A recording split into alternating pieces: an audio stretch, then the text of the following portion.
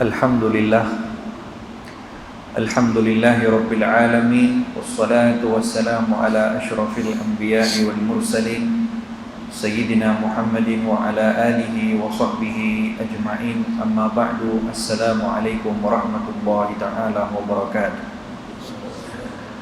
Yang sangat saya hormati Al-Fadhil Ustaz Faris, pengerusi atau moderator forum malam ini. Yang sangat saya sanjungi, yang saya hormati Ustazuna Al-Mukarram, Mursyiduna Maulana Wan Helmi Hafizahullah, ahli jawatan kuasa Masjid Al-Bukhari, para asatizah yang saya muliakan, tuan-tuan, puan-puan, hadirin hadirat yang dirahmati oleh Allah. Berkenaan tentang hari akhirat menjadi salah satu daripada rukun Islam.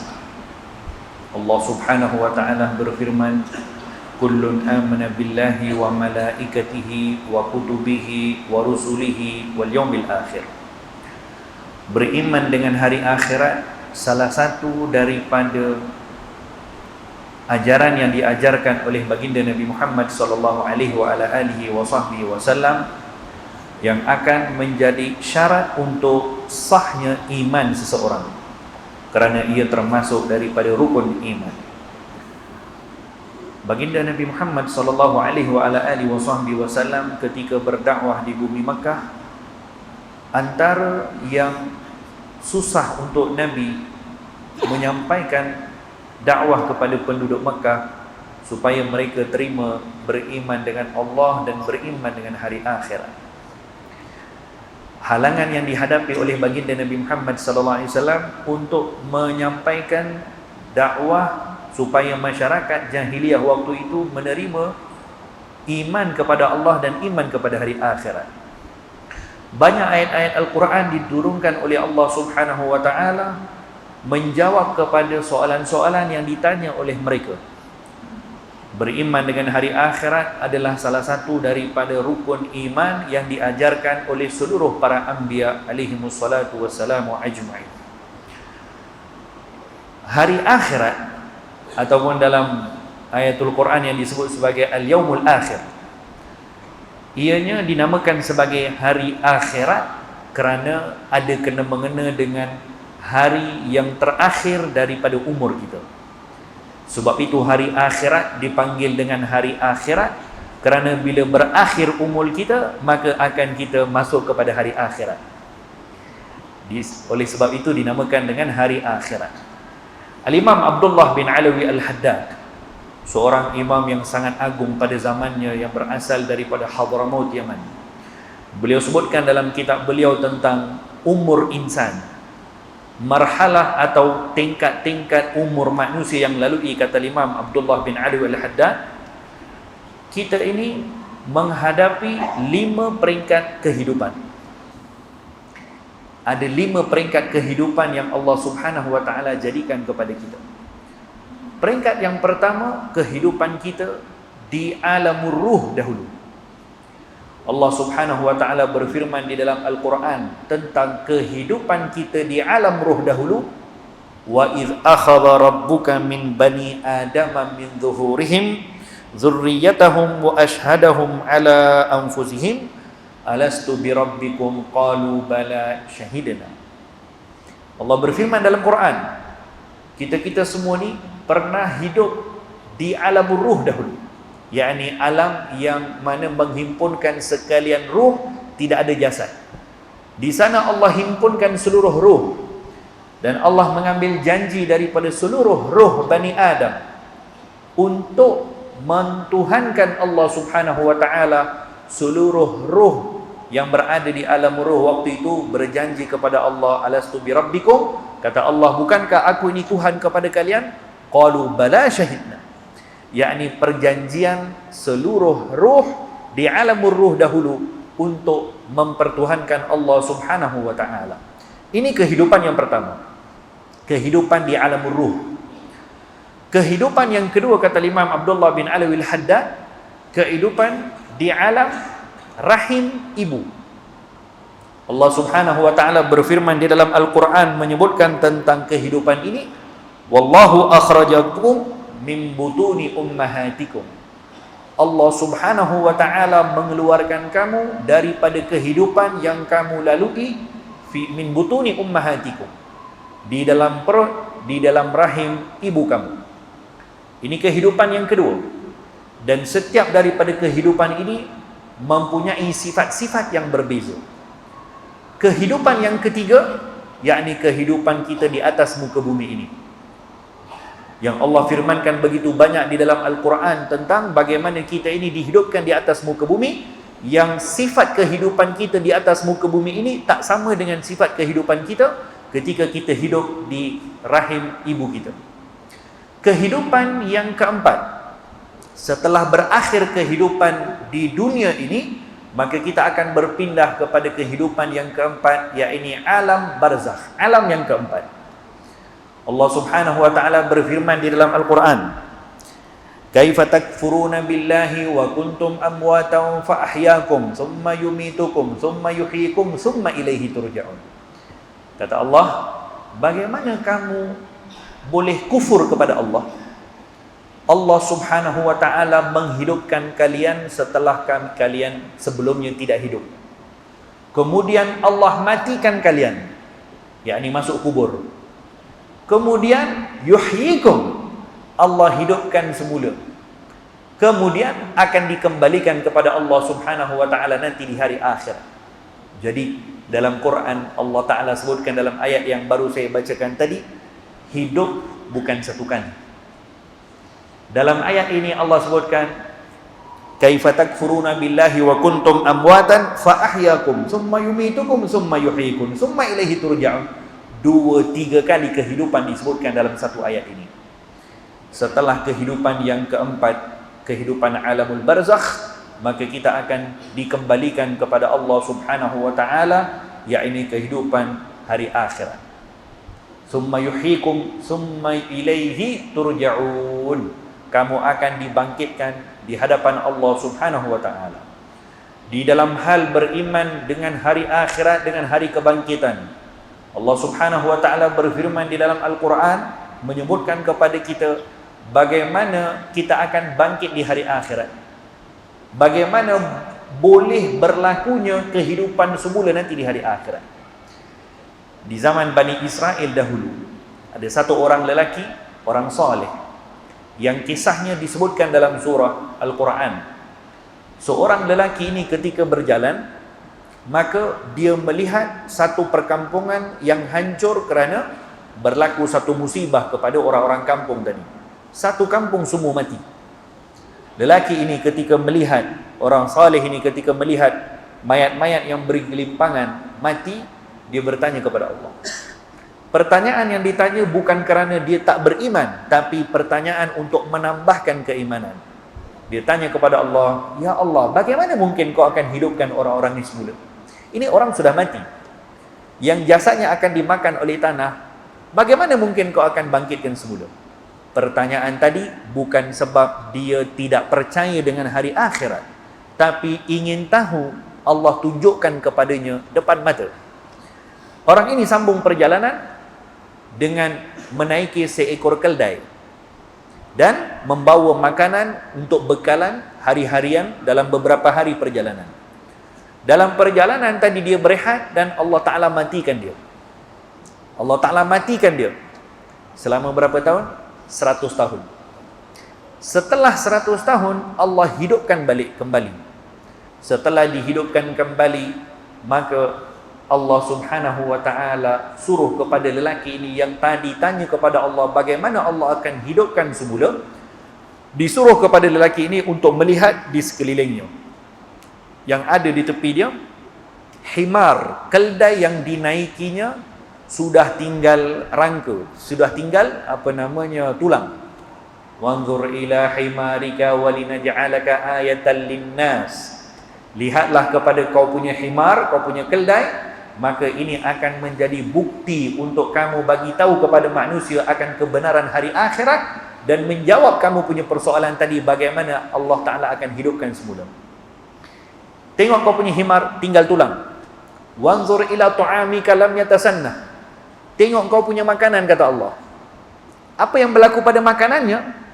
Sudah 100 tahun, makanannya tak rosak. Allah terbalikkan, yakni secara kebiasaan, secara logiknya, makanan yang hanya boleh tahan 1 atau 2 hari, 100 tahun, makanan tak rosak. Keldai yang boleh hidup lebih lama, Allah matikan, tinggal tulang.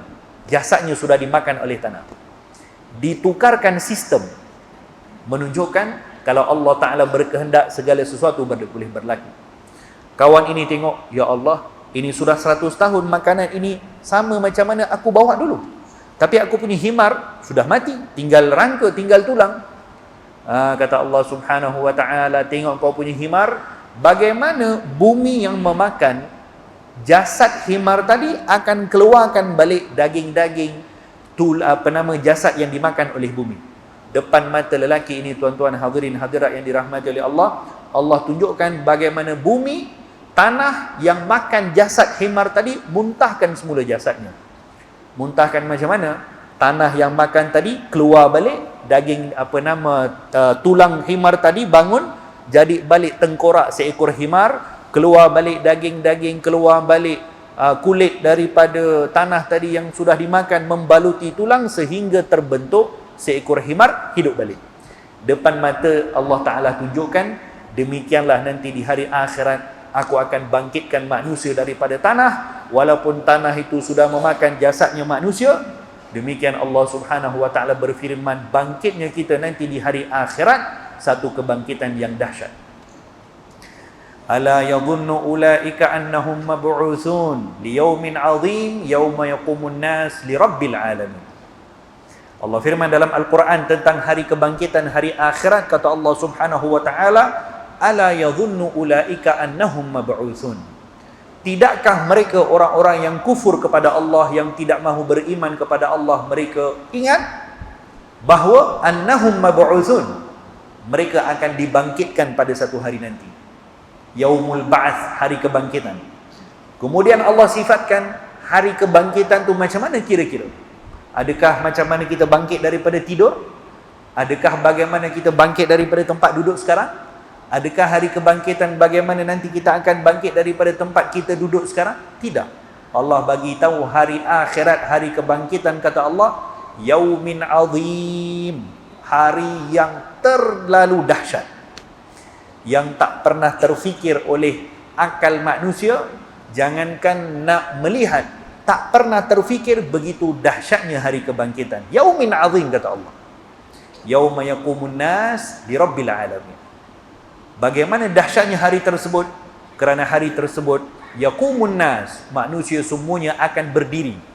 Sebab itu dinamakan juga hari akhirat dengan yaumul qiyamah, hari berdiri. Kerana pada hari tersebut yaqumun nas, daripada ayat yaqumun nas li rabbil alamin, hari akhirat dinamakan sebagai yaumul qiyamah juga, yakni hari manusia dan juga semua makhluk Allah, jin, malaikat, haiwan, semuanya akan berdiri di hadapan Allah Subhanahu Wa Ta'ala di hari mahsyar. Demikian konsep beriman dengan hari akhirat menjadi salah satu perkara yang wajib untuk kita percaya, seperti mana diajarkan oleh seluruh para anbiya, seperti mana yang diajarkan oleh Nabi Muhammad sallallahu alaihi wasallam. Hari akhirat ini bagi setiap daripada kalangan kita, tak boleh kita anggap yang namanya hari akhirat satu hari yang jauh. Tidak. Hari akhirat bukan hari yang jauh daripada kita, tapi terlalu dekat dengan kita. Allah sebut dalam Quran, mereka melihat hari akhirat ini, kata Allah Subhanahu Wa Ta'ala, innahu yarawnahu ba'idan wa narahu qariba. Mereka, yakni orang-orang yang kufur, orang-orang yang bermaksiat kepada Allah, yarawnahu ba'ida, mereka menyangka dan mereka melihat yang namanya hari akhirat ba'id, jauh, yakni lama lagi. Kata Allah, wa narahu qariba, tapi kami nampak hari akhirat ini dekat dengan kalian. Kita nak cerita tentang hari akhirat. Bagaimana dekatnya hari akhirat dengan kita? Cuba tuan-tuan, kalau sekarang tuan-tuan buka handphone masing-masing, saya percaya setiap daripada kalangan kita ada WhatsApp group. Betul? kita tengok saja mana-mana WhatsApp group, berapa banyak ucapan inna lillahi wa inna ilaihi raji'un hari ini sudah kita ucapkan atau sudah orang lain ucapkan. Hari-hari kepada kita, hari-hari kita jumpa dengan kematian sebenarnya. Kita diingatkan oleh Allah Subhanahu wa taala tentang kematian. Tadi dalam salah satu grup WhatsApp yang saya ada, petang tadi waktu sedang murajaah, keluar satu mesej dalam satu grup, diucapkan tahniah ke atas kelahiran anak kepada satu orang. Semua pun ucap tahniah. Dapat masuk satu lagi mesej, inna lillahi wa inna ilaihi raji'un, satu orang saudara kita anaknya meninggal dunia. Satu kelahiran, di bawahnya satu kematian. Meninggal dunia macam mana? Dia dengan bapaknya pergi memancing di kolam, satu lumbung di Selangor. Kemudian anaknya bawa drone, kamera drone tu kan yang boleh terbang tu. Drone-nya terjatuh. Bila anaknya, budak lagi usia dalam belasan tahun, sekolah menengah, anaknya nak pergi ambil drone, termasuk dalam lumbung tadi dan tak muncul-muncul. Selepas setengah jam timbul jenazahnya, mayatnya keluar. Yakni takdir Allah Subhanahu wa taala. Kalau yang namanya kematian itu bukan satu perkara yang boleh kita lari jauh daripadanya, tidak. Tapi yang namanya kematian, yang namanya pengakhiran hidup kita, kita yang akan pergi kepadanya. Bukan kematian itu satu musibah yang sekira-kira kalau sejauh mana kita boleh berlari, kita akan jauh daripada kematian, tidak. Tapi yang namanya al-maut, yang namanya kematian, hari demi hari bila sampai kepada tarikh yang waktu yang Allah tetapkan, la yastakhiruna sa'atan wa la yastaqdimun. Tidak akan berganjak satu saat, tidak akan terlewat satu saat atau tercepat satu saat. Sampai kita punya time, sampai kita punya expired, kita yang akan sampai ke tempat yang telah ditentukan oleh Allah Subhanahu wa taala untuk mati. Di zamannya Nabi Sulaiman alaihissalam, saya akhiri, di zamannya Nabi Sulaiman alaihissalam, ketika Nabi Sulaiman sedang duduk dengan pengikut-pengikutnya, ada satu orang lelaki yang asing duduk juga dalam majlisnya Nabi Sulaiman alaihissalam. Dan lelaki asing tadi ketika duduk dalam halaqahnya Nabi Sulaiman, melihat satu orang lagi dengan pandangan yang hairan. Macam tuan-tuan sekarang ni semua tengah tengok depan, ada satu orang ni tiba-tiba tengok kawan sebelah. Orang pun pelik juga. Ini orang tengah bercakap kat depan, dia pula tengok kawan sebelah, termenung tengok. Maksudnya dia datang ke majlis tadi bukan untuk dengarkan Nabi Sulaiman, tapi dia datang termenung tengok kawan sebelah. Kawan sebelah pun naik risau. Ini apa pasal Pak Cik ni tengok aku lain macam? Muka pun tak pernah nampak. Dia pun datang kepada Nabi Sulaiman. Wahai Nabi Allah Sulaiman, ini orang tak tahu, orang asing, nampak merisaukan, tengok aku lain macam. Kata Nabi Sulaiman, kau tak tahu siapa ini? Malaikat Israel. Malaikat Israel. Kata Nabi Sulaiman, ditanya oleh lelaki, Nabi Sulaiman tanya kepada malaikat Israel, wahai Israel, apa pasal kau tengok dia lain macam, tengok menghairankan? Kata Israel, wahai Nabi Allah Sulaiman, aku disuruh oleh Allah dalam ilmu yang telah diberitahukan kepada aku, lelaki ini kematiannya sudah hampir, tapi yang dicatatkan di sisi Allah Subhanahu wa taala, dia bukan mati di sini, tapi dah dekat masanya. Dia bukan mati dekat sini, dia mati di tempat lain. Maka kata Israel, aku pun pelik, apa pasal lelaki ni masih kat sini, tak sampai lagi tempat yang dia nak mati. Lelaki ni bila dengar macam tu, dia kata kepada Nabi Allah Sulaiman, wahai Nabi Allah Sulaiman, bawa aku jauh daripada tempat. Nabi Sulaiman ada satu mukjizat, iaitu boleh perintahkan angin untuk bawa satu orang, satu kumpulan manusia daripada satu tempat ke satu tempat yang jauh. Diperintahkan angin, bukan Nabi Sulaiman nak bawa lelaki ni lari daripada kematian, tapi supaya jadi pengajaran kepada orang lain juga. Diperintahkan angin untuk bawa lelaki ni daripada tempatnya Nabi Sulaiman ke sejauh tempat yang boleh sampai. Angin tu pun bawa lelaki ni sejauh tempat yang boleh sampai. Bila lelaki ini landing dekat situ, malaikat Israel tunggu dekat situ. Kata Israel, sampai pun kau kat sini, kau sepatutnya kena mati dekat sini. Itu yang aku pelik tadi, apa pasal kau duduk situ? Dicabut nyawanya di situ. Qul innal mautal ladzi, maut ini bukan satu yang boleh kita lari daripada yang tidak. sampai kepada waktunya kita yang akan pergi ke tempat tersebut. Oleh yang demikian hadirin hadirat dirahmati oleh Allah, yang namanya hari akhirat akan bermula akhirat kepada kita. Step yang pertama hari akhirat, sebaik datang kepada kita kematian. Semua perkara yang Nabi kita sebutkan di dalam hadis yang Allah Ta'ala sebutkan dalam Al-Quran tentang hari akhirat, kita akan melihat live ketika datang kepada kita kematian. Tidak kira orang itu orang beriman, tidak kira orang itu kufur kepada Allah sekalipun, ahli taat, ahli maksiat, semuanya akan menghadapi kematian yang tidak ada seorang pun yang mampu menafikan. Hatta ketika berlaku Fir'aun ditenggelamkan oleh Allah Subhanahu wa taala di Laut Merah di Mesir, ketika Fir'aun ditenggelamkan oleh Allah Subhanahu wa taala, dia punya nyawa dah sampai ke sini, dah tinggal sikit lagi nak dicabut oleh malaikat. Waktu itu Fir'aun pun melihat dahsyatnya kematian, mengaku surrender, amantu bi rabbi Musa, aku beriman dengan Tuhannya Musa. Yang dulunya Fir'aun yang mengaku dirinya sebagai Tuhan, ana rabbukumul a'la, katanya, aku Tuhan yang paling hebat di atas muka bumi. Tapi nak jumpa Israel takut. Israel jumpa depan mata, nak tarik nyawa dah surrender dah. Orang yang mengaku sebagai Tuhan bila nak mati akan melihat kebenaran apa yang disebutkan dalam Al-Quran. Dalam peperangan Badar, ketika Nabi SAW habis perang Badar, orang-orang kafir daripada Abu Jahal, Utbah, Syaibah, pembesar-pembesar Quraisy yang mati dalam perang Badar, semuanya ditanam di satu lubang yang besar. Setelah ditanam, baginda Rasul SAW datang berdiri di depan tempat yang mereka ditanam, kuburnya mereka. Nabi panggil, ya Aba Jahal, ya Utbah, ya Syaibah. Nabi panggil, Nabi berbual dengan orang-orang yang mati, yang mereka itu adalah orang-orang kafir. Kata Nabi, ya Aba Jahal, ya Utbah, ya Syaibah, adakah kamu telah mendapati hal wajadtum ma wa'ada rabbi haqqa? Adakah sekarang kamu telah mendapati apa yang dijanjikan oleh Tuhan aku benar? Maka kata Nabi, inni wajadtu ma wa'ada rabbi haqqa. Aku sudah lama bagi tahu kepada kamu, aku sudah lama dapati yang dijanjikan oleh Tuhan aku adalah benar. Sahabat bertanya kepada Nabi, sahabat bertanya, ya Rasulullah, mereka dengarkah apa yang kamu cakap? Kata Nabi SAW, pendengaran mereka lebih tajam daripada kamu yang mendengar duduk sebelah aku. Mereka yang duduk dalam tanah, dalam kubur tadi lebih dengar lagi apa yang aku cakap. Setiap seorang yang ketika menghadapi kematian akan terbuka kepadanya benarnya hari akhirat. Mudah-mudahan Allah Subhanahu wa taala berikan kepada kita semua husnul khatimah. Yang baginya insya-Allah akan saya sambung pada round yang kedua. Allahu taala a'lam.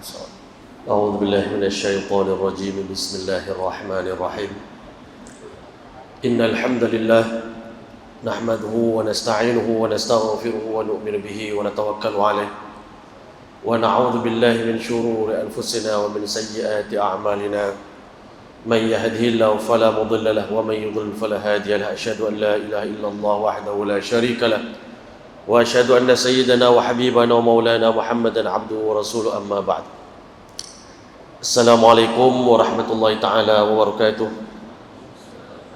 Yang saya muliakan Al-Fadhil Ustaz Faris selaku moderator kita pada malam ini, yang dihormati lagi dikasihi sahibul fadilah Al-Fadhil Ustaz Bashir Al-Azhari, rakan panel saya pada malam ini, dan seterusnya barisan ahli jawatan kuasa Masjid Al-Bukhari, pimpinan agama, pimpinan masyarakat muslimin muslimat, hadirin hadirat yang dirahmati oleh Allah SWT sekalian. Alhamdulillah, alhamdulillah, kita bersyukur pada Allah, kita dilahirkan sebagai umat kepada baginda Rasulullah sallallahu alaihi wasallam. Umat baginda merupakan umat yang dijanjikan oleh Allah Subhanahu wa taala dengan berbagai-bagai kelebihan yang begitu banyak. Namun begitu, di samping sekian banyak kelebihan-kelebihan yang Allah telah janjikan untuk kita, di antara janji-janji Allah juga ke atas umat inilah berlakunya hari kiamat. Kalau cerita tentang kiamat depan umat Nabi Adam, mungkin dia berkata lambat juga sebab kena tunggu giliran. Tapi sepatutnya bagi umat akhir zaman tidak ada benda yang paling membimbangkan kita, kerana janji daripada Allah dan Rasul ke atas umat inilah akan Allah telah tutup perjalanan alam dunia ini.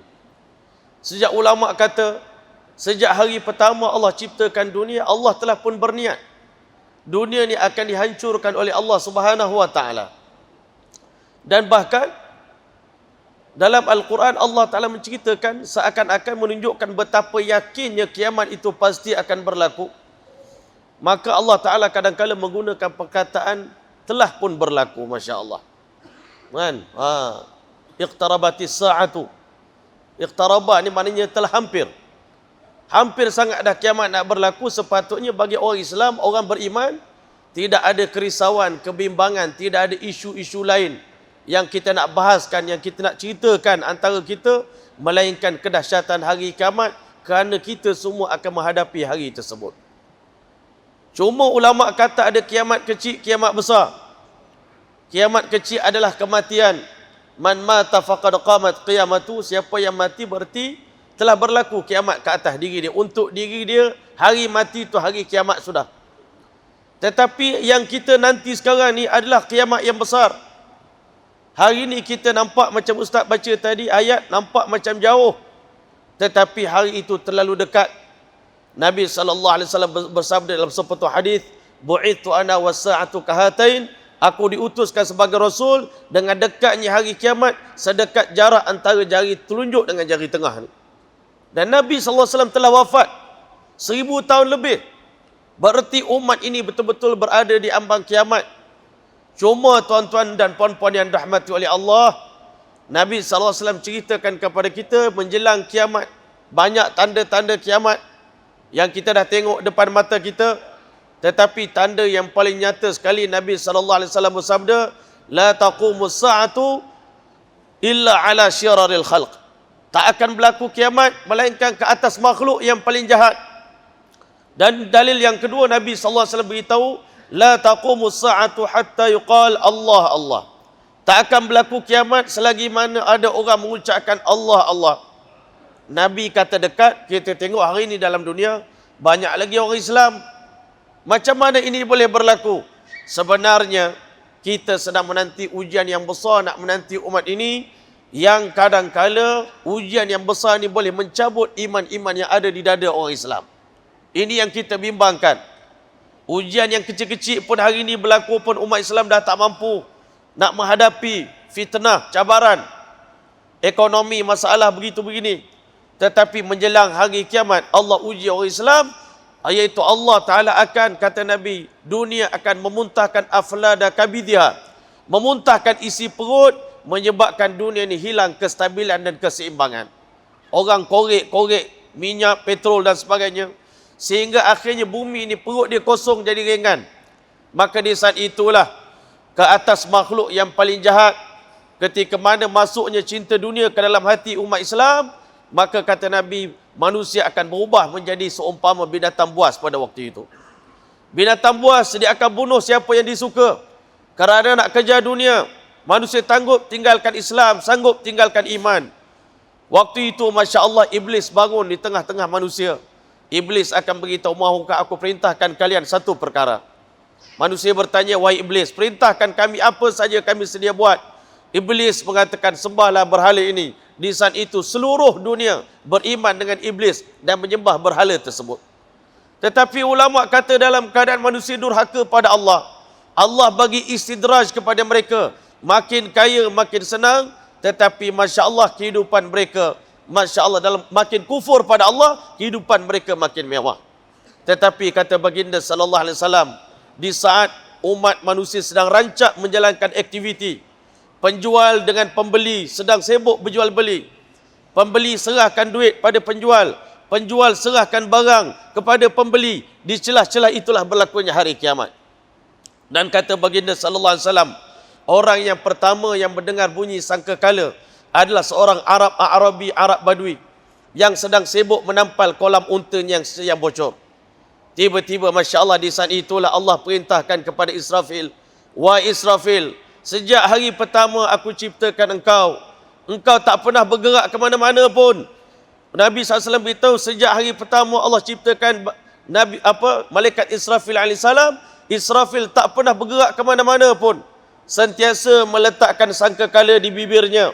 Syakhisun basarahu ila arsyir rahman, matanya menjeling ke arah arasy Allah Ta'ala. Yantaziru mata yu'mar, menanti detik Allah telah perintahkan supaya sangkakala ditiupkan.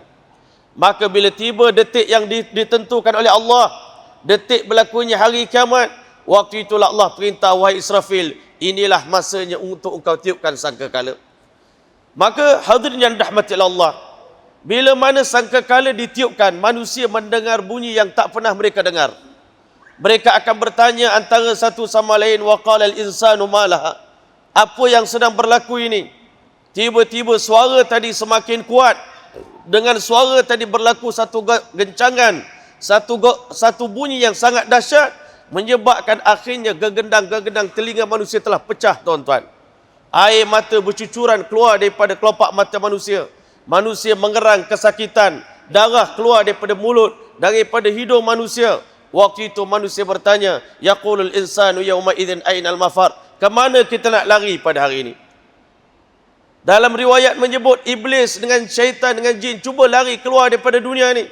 Sampai di sempadan dunia, malaikat tumbuk mereka terpelanting semula masuk dalam bumi ni.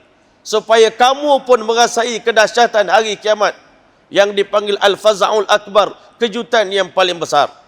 Manusia mengerang. Di saat itulah, tuan-tuan, berlaku satu gempa bumi yang sangat dahsyat, menyebabkan pada saat berlakunya goncangan yang begitu dahsyat, maka telah menyebabkan bumi pun gempa, langit pun telah gempa, tuan-tuan. Bila mana langit telah gempa, Allah sebut dalam Quran, idza sama'un fatarat, apabila langit terbelah. Langit terbelah, maka manusia akan nampak faidan syaqqatis sama fakanat wardatan kadihan. Bila langit terbelah, kamu akan lihat warna langit adalah kemerah-merahan seperti bunga ros yang kita cat dengan minyak. Itulah warna langit pada hari berlakunya hari kiamat. Wa idzan nujumun kadarat, bintang-bintang planet jatuh gugur satu persatu ke atas muka bumi ini. Wa idzal biharu sujirat, air laut satu dunia telah menjadi kering, dihamburkan oleh Allah Subhanahu wa taala. Wa idzal wuhushu husyirat, apabila binatang buas tiba-tiba berkumpul di satu tempat, panik tak tahu nak lari ke mana. Manusia pada waktu itulah Allah beritahu, yauma tarawnaha tadhalu kullu murdi'atin amma arda'at. Ibu yang menyusukan anak pada hari itu, kamu akan lihat wahai Muhammad, dia akan melalaikan anak yang sedang dia kendong dalam pangkuan dia, Masya Allah. Bahkan ada ulama kata ibu nak selamatkan diri tak sedar, dia terlempar anak dia dengan tangan. Tetapi Masya Allah, kerana dahsyatnya hari kiamat, dia tak sedarkan diri. Wa tada'u kullu dhati hamlin hamla. Ibu yang sedang mengandung, janin terlucut daripada rahim dia. Dia terpijak anak dengan kaki dia. Dia tak sedarkan diri. Wa taranna sasukara. Kamu dapati manusia meraung menjerit macam orang mabuk. Allah kata wa ma hum bisukara. Mereka tak mabuk. Walakin azab Allah syadid. Tetapi kerana dahsyat sengsaranya hari kiamat, waktu itu kamu nampak manusia menjerit, tak sedarkan diri, nak selamatkan diri masing-masing. Maka ulama kata itu tiupan yang pertama. Dengan tiupan yang pertama, seluruh bangunan dalam dunia ini hancur lebur. Pokok-pokok telah tumbang. Dunia telah menjadi padang jarak, padang terkukur. Pada hari itu kita tengok watakunul jibalu kal ihnil manfush. Gunung-gunung yang telah hancur berterbangan di udara seperti kapas yang diterbangkan oleh angin. Maka itu tiupan yang pertama. Ulama kata tiupan ini dipanggil nafkhatul faza'. Tiupan sekadar kejutan daripada Allah. Belum kiamat betul lagi. Ini baru tiupan yang pertama. Hampa tunggu tiupan yang kedua. Yauma tarjufur rajifah tatba'uhar radifah, akan menyusul tiupan yang kedua. Tiupan yang kedua ini dipanggil nafkhatus sa'ki. Tiupan ini akan menamatkan nyawa setiap yang bernyawa. Allah SWT firman dalam surah Az-Zumar, wa nufikha fis sur fasa'iqa man fis samawati wa man fil ardi illa man syaa Allah. Saat sangkakala yang kedua ditiupkan, maka putuslah nyawa seluruh makhluk yang berada di langit dan seluruh makhluk yang berada di bumi. Semua malaikat telah mati bergelimpangan, manusia mati bergelimpangan, bercampur dengan binatang, bercampur dengan pokok, dengan semua sekali hancur lebur. Tak nampak lagi dah bayang dunia ni. Maka di saat itulah tuan-tuan rahmati Allah, dalam Al-Quran Allah beritahu illa man syaa Allah, melainkan mereka yang dikecualikan oleh Allah. Pada hari itu, pada saat berlakunya kiamat, ada beberapa makhluk yang dikecualikan oleh Allah daripada hancur. Ulama sebut ada 10 benda dalam kitab. Tetapi tuan-tuan yang rahmati oleh Allah, di saat itulah Allah SWT telah memanggil Israel AS. Wahai Israel, kemari kamu. bagi laporan kepada aku siapa makhluk yang telah mati, siapa yang masih hidup.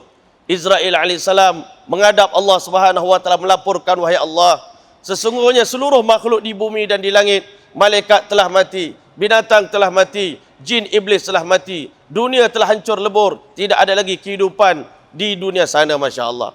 Tetapi di hadapan saya ini, wahai Allah, Jibril masih hidup, ya Allah. Ini Mikail masih hidup, ya Allah. Ini Israfil alaihissalam masih hidup. Saya hamba-Mu Israil alaihissalam, ini malaikat hamalatul ars masih hidup, wahai Allah. Maka di saat itu kata ulama, Allah SWT perintahkan, wahai Israil alaihissalam, cabut nyawa Jibril alaihissalam. Disentap nyawa Jibril, Jibril pun jatuh tersungkur mati.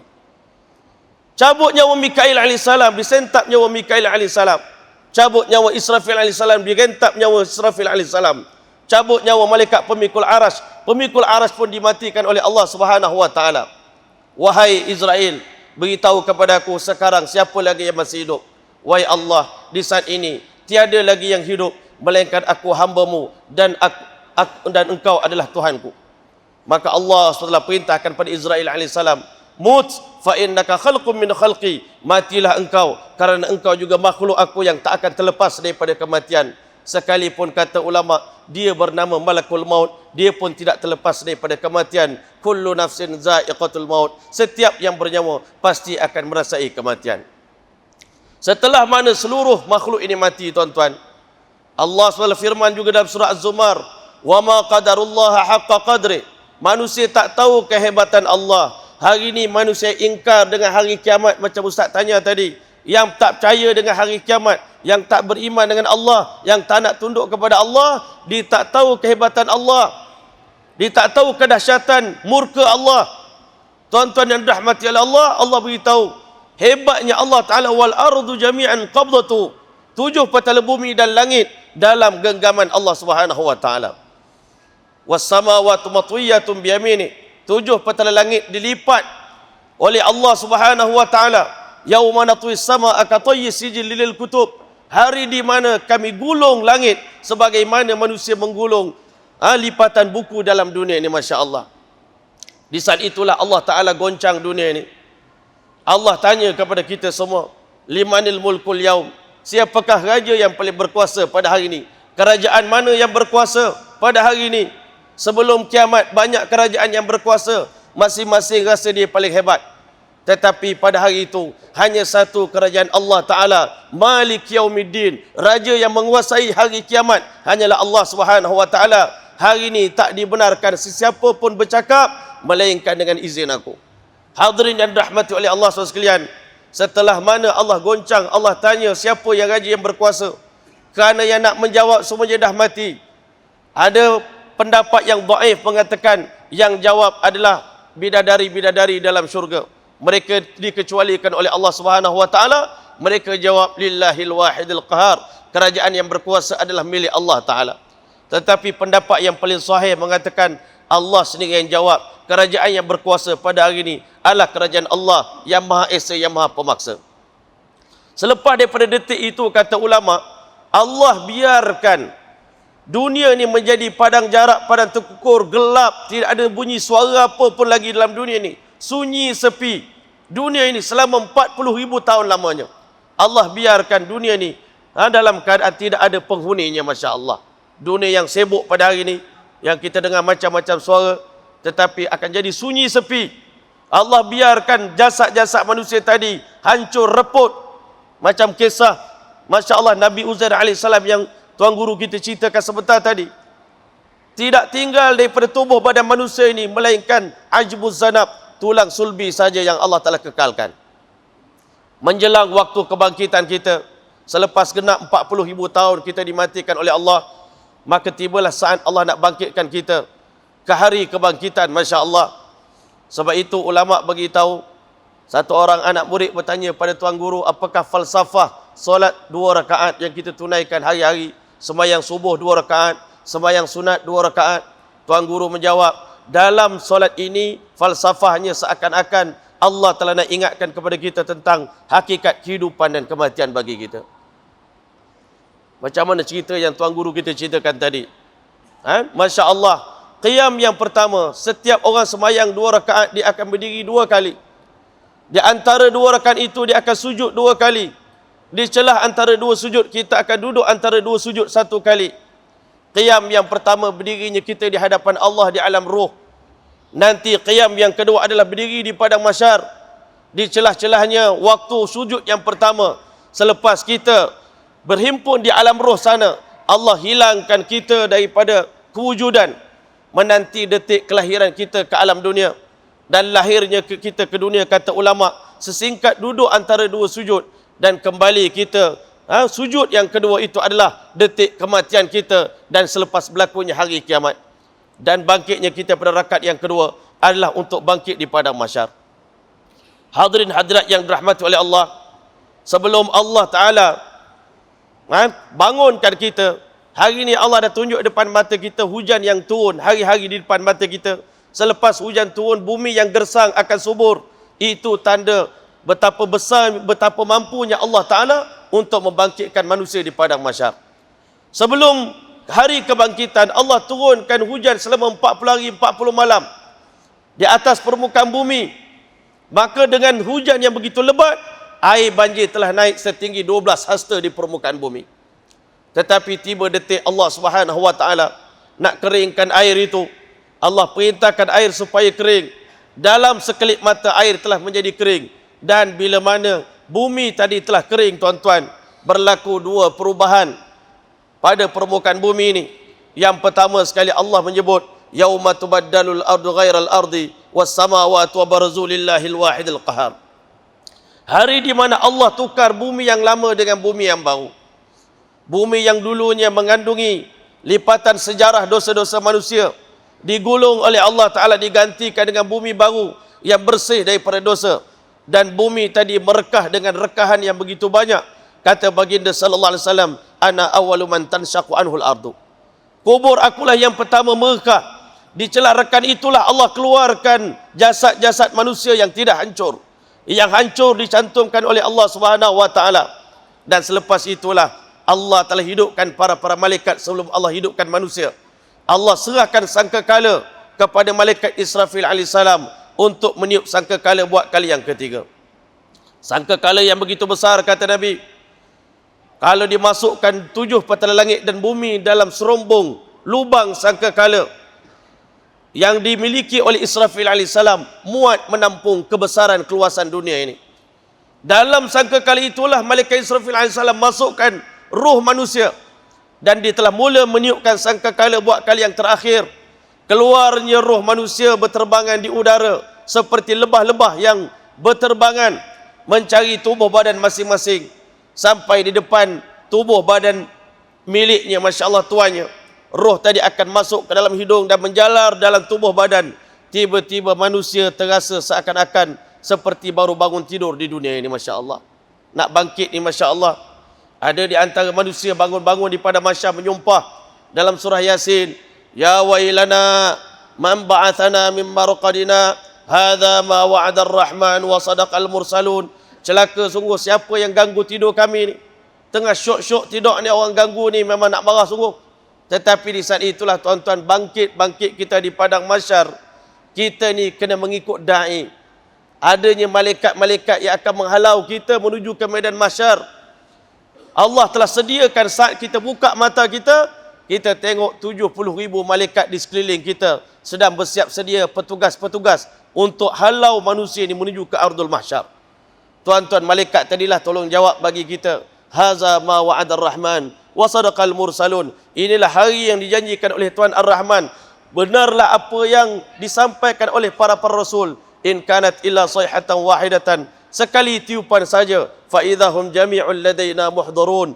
Tiba-tiba semuanya hadir, keluar daripada muka bumi ini, kal ajdasi, seperti keluarnya belalang-belalang daripada sarang masing-masing, kal katu, keluar daripada sarang masing-masing. Begitu musri'in, dalam keadaan segera, muhti'ina muqni'i ru'usim, la yartaddu ilaihim tarfuhum wa afidatum hawa. Allah Ta'ala kata bangkitnya manusia di padang mahsyar dalam keadaan bersegera, bergegas nak bangun cepat-cepat. Muqni'i ru'usim, mengangkat kepala mereka, memandang kepada suasana alam akhirat yang begitu dahsyat. La yartaddu ilaihim tarfuhum, tidak berkelip mata mereka, wa afidatum hawa, sedangkan hati mereka kosong. Kemana kita nak pergi ni, tak tahu nak pergi mana. Maka di waktu itulah tuan-tuan, Nabi SAW bersabda, innakum sata'tuna rabbakum yaumal qiyamati, kalian akan bangkit berjumpa dengan Tuhan kalian di hari kiamat nanti, hufatan, berkaki ayam, tidak berselipar tuan-tuan, uratan, bertelanjangan, ghurlan, dalam keadaan kita ni masih kepala kita botak dan ghaira makhtun, masih lagi belum berkhatan lagi tuan-tuan. Bangkit di padang mahsyar, kama bada'na awwala khalqin nu'iduh, sebagaimana kami mulakan kejadian manusia, kami bangkitkan mereka dalam keadaan itu. Tuan-tuan yang dirahmati oleh Allah, bergeraklah kita tuan-tuan menuju ke padang mahsyar yang dijanjikan oleh Allah Subhanahu wa taala. Nabi sallallahu alaihi wasallam bagi tahu bergerak kepada mahsyar ni 3 golongan. Sinfan yamshi ala rukban, satu golongan Allah bagi kenderaan kepada mereka. Sebab itu tuan-tuan, kita kena korban banyak-banyak binatang korban di dunia ni. Ulama kata binatang korban itulah tunggangan kita di padang mahsyar nanti. Orang muttaqin, orang bertakwa kepada Allah, yauma nahsyurul muttaqina ila rahman wafda. Di dunia kita suka berjemaah, semayang berjemaah, hidup dalam jemaah. Di padang mahsyar nanti orang muttaqin bergerak secara delegasi-delegasi, rombongan-rombongan mereka menuju ke bumi mahsyar. Kalau tuan-tuan pergi Palestin, maka turis guide akan beritahu, ahlan wa sahlan ila ardil mahsyar wal mansyar. Selamat datang ke bumi mahsyar dan bumi distribution untuk mengagihkan manusia masuk syurga, masuk neraka. Kita mungkin tak dapat nak tetapkan di mana sebenarnya padang mahsyar, tetapi melalui misdaq daripada hadis dan Quran, kita boleh membuat andaian bahawasanya bumi mahsyar yang dijanjikan oleh Allah Ta'ala di bumi Syam. Daripada bumi Syam di Palestin adalah merupakan tempat lokasi di mana Allah Ta'ala himpunkan manusia, sebab ada hadis menunjukkan nanti arasy Allah Ta'ala dibawa turun, diletakkan di atas Masjid Burak, batu yang mana Nabi SAW naik pada malam Isra wal Mi'raj, wallahu a'lam. Maka hadirin yang dirahmati Allah, golongan yang menaiki kenderaan telah sampai ke destinasi masing-masing. Bergerak mereka ini Masya Allah dengan cahaya yang begitu terang benderang, gilang gemilang. Yauma taral mu'minina wal mu'minat yas'a nuruhum bain aydihim wa bi aymanihim. Pada hari di mana kamu lihat laki-laki mukmin, wanita mukminah bergerak berjalan di padang mahsyar, sedangkan cahaya daripada iman dan amal ini yas'a bain aydihim, menerangi di hadapan kiri dan kanan mereka. Masya Allah. Tambahan umat akhir zaman, cahaya daripada anggota wuduk kita menambahkan lagi keindahan nur yang Allah telah berikan kepada kita. Golongan yang kedua, pendosa-pendosa di kalangan umat Islam, Allah Ta'ala perintahkan mereka berjalan kaki menuju ke padang mahsyar. Golongan yang ketiga, kata Nabi, yang tidak beriman kepada Allah Subhanahu wa Ta'ala, mereka akan berjalan dengan melesetkan wajah mereka ke tanah. Berjalan dengan wajah. Sahabat Nabi bertanya, ya Rasulullah, bagaimana mungkin manusia berjalan dengan muka masing-masing? Kata baginda sallallahu alaihi wasallam, Tuhan yang mampu menjadikan manusia boleh berjalan dengan kaki mereka di dunia, Tuhan yang sama mampu menjadikan manusia berjalan di padang mahsyar. Waktu itu Masya Allah, bumi mahsyar begitu panas, keputih-putihan, dan di saat itulah Allah turunkan matahari yang jaraknya jutaan kilometer daripada jarak kepala manusia, Allah tarik menjadi 1 mil di atas kepala manusia. Perawi hadis mengatakan, aku tidak pasti apa yang dimaksudkan dengan 1 mil oleh baginda sallallahu alaihi wasallam. Boleh jadi 1 mil itu 1 kilometer, atau mil itu juga bermaksud batang celak yang kita gunakan untuk mencelak mata kita. Andai kata matahari itu 1 kilometer masih lagi jauh sedikit, tetapi bayangkan andai kata 1 mil itu, sebab sepanjang batang celak itulah miqdar jarak matahari dengan kepala manusia. Dan Nabi SAW menggambarkan Allah Ta'ala akan tambah lagi kepanasan cahaya matahari itu 99 kali ganda lebih panas daripada matahari di dunia ini. Bayangkan pada waktu itu apa berlaku pada diri kita, apa berlaku pada anak dan isteri kita. Hari itu manusia tidak ingat apa-apa melainkan keselamatan diri masing-masing. Yawaddul mujrimu, hari itu pendosa-pendosa yang kembali kepada Allah, dia bercita-cita, lau yaftadi min adab yauma idzin bibanih, kalau aku boleh tebus kesengsaraan di alam akhirat ini dengan anak-anak aku, ya Allah, lemparkan semua anak aku dalam neraka, ya Allah. Ambil semua anak aku, wa sahibati wa akhi, adik-beradik aku, saudaraku, isteri aku, wa fasilati allati tuwih, kabilah yang menjaga aku, bahkan waman fil ardi jami'an. Kalau perlu lemparkan satu dunia ni ke dalam neraka ya Allah, lemparkan semua manusia dalam pada mahsyar ni ke dalam neraka Allah, summa yunjih, tetapi tolong selamatkan saya daripada sengsara di alam akhirat ini. Sebab itulah tuan-tuan dan puan-puan rahmati oleh Allah, Nabi tahu kita susah di dunia, kita lapar di dunia, kita miskin di dunia, tetapi kesusahan di dunia ni sebesar zarah pun tak sama dengan susah di padang mahsyar. Susah di dunia ada orang boleh bantu kita, tetapi di padang mahsyar semua orang lari daripada adik-beradik dia. Yauma yafirrul mar'u min akhi wa ummihi wa abi wa sahibati wa akhi, likulli imri'in minhum, setiap orang masing-masing sibuk dengan urusan sendiri. Sebab itulah sama-samalah kita sebelum kembali kepada Allah buat persediaan yang rapi. Sebab itu forum ini diadakan tepat pada masanya kita pada hari ini dalam persiapan untuk kembali ke alam akhirat. Kita nak supaya perjalanan kita lancar, perjalanan kita untuk masuk pintu gerbang syurga Allah, untuk dapat syafaat Rasulullah, untuk dapat duduk bersama dengan Nabi dalam syurga. Tetapi perjalanan itu begitu jauh. Sepanjang sebelum kita berjumpa dengan Rasulullah, selagi itu kita akan berhadapan dengan cabaran, bersendirian dalam ketakutan. Tak ada siapa nak kongsi kegerunan di hati kita. Sebab itulah sama-sama kita berusaha, mudah-mudahan Allah Ta'ala mempermudahkan perjalanan kita untuk masuk ke syurga Allah Subhanahu Wa Ta'ala. Wallahu a'lam. Bismillahirrahmanirrahim. Alhamdulillahirabbil alamin, wassalatu wassalamu ala asyrafil anbiya'i wal mursalin wa ala alihi wa sahbihi ajma'in, amma ba'd. Hadirin hadirat yang dirahmati oleh Allah, kita dengarkan tadi bagaimana yang kalaupun kita pejam mata, kita cuba bayangkan apa yang kita bayangkan, selagi mana yang kita bayangkan, selagi itulah lebih dahsyat lagi kiamat. Daripada apa yang kita dengarkan tadi, penjelasan daripada guru mulia kita Maulana Helmi, kita mungkin terdetik dalam hati kita bila sebut gunung-gunung terbang. Kita pun terbayang, macam mana gunung terbang? Oh, macam ikut air laut semuanya kering naik ke atas darat. Oh, macam ikut. Selagi mana kita bayang, kiamat itu lebih dahsyat lagi daripada apa yang kita bayang. Kerana kiamat ini adalah mala ainun ra'at wala udhunun sami'at, yang telinga manusia tak pernah dengar, yakni tak ada orang yang boleh menyampaikan bagaimana persis berlakunya kiamat dengan lidahnya, tak mampu untuk diungkapkan. Wala ainun ra'at, yang tak mampu untuk dibayangkan daripada apa yang dilihat oleh mata kita. Maka tidak ada pilihan kepada kita hadirin hadirat yang dirahmati oleh Allah, yang kita sudah beriman. Tak ada seorang pun daripada kalangan orang yang beriman yang merasakan dirinya takkan melalui step-step yang disebutkan. Tak ada seorang pun yang rasa, kecuali setiap orang tahu dia akan mati. Setiap orang tahu satu hari nanti, seperti mana hari ini kita buka WhatsApp, orang dimaklumkan kepada kita meninggalnya fulan bin fulan, maka kita pun kata inna lillahi wa inna ilaihi raji'un. Itu pun tak sebut, ambil stiker je letak inna lillahi wa inna ilaihi raji'un. Tak dapat pahala sebut inna lillah, tak dapat juga iktibar daripada menyebut inna lillahi wa inna ilaihi raji'un.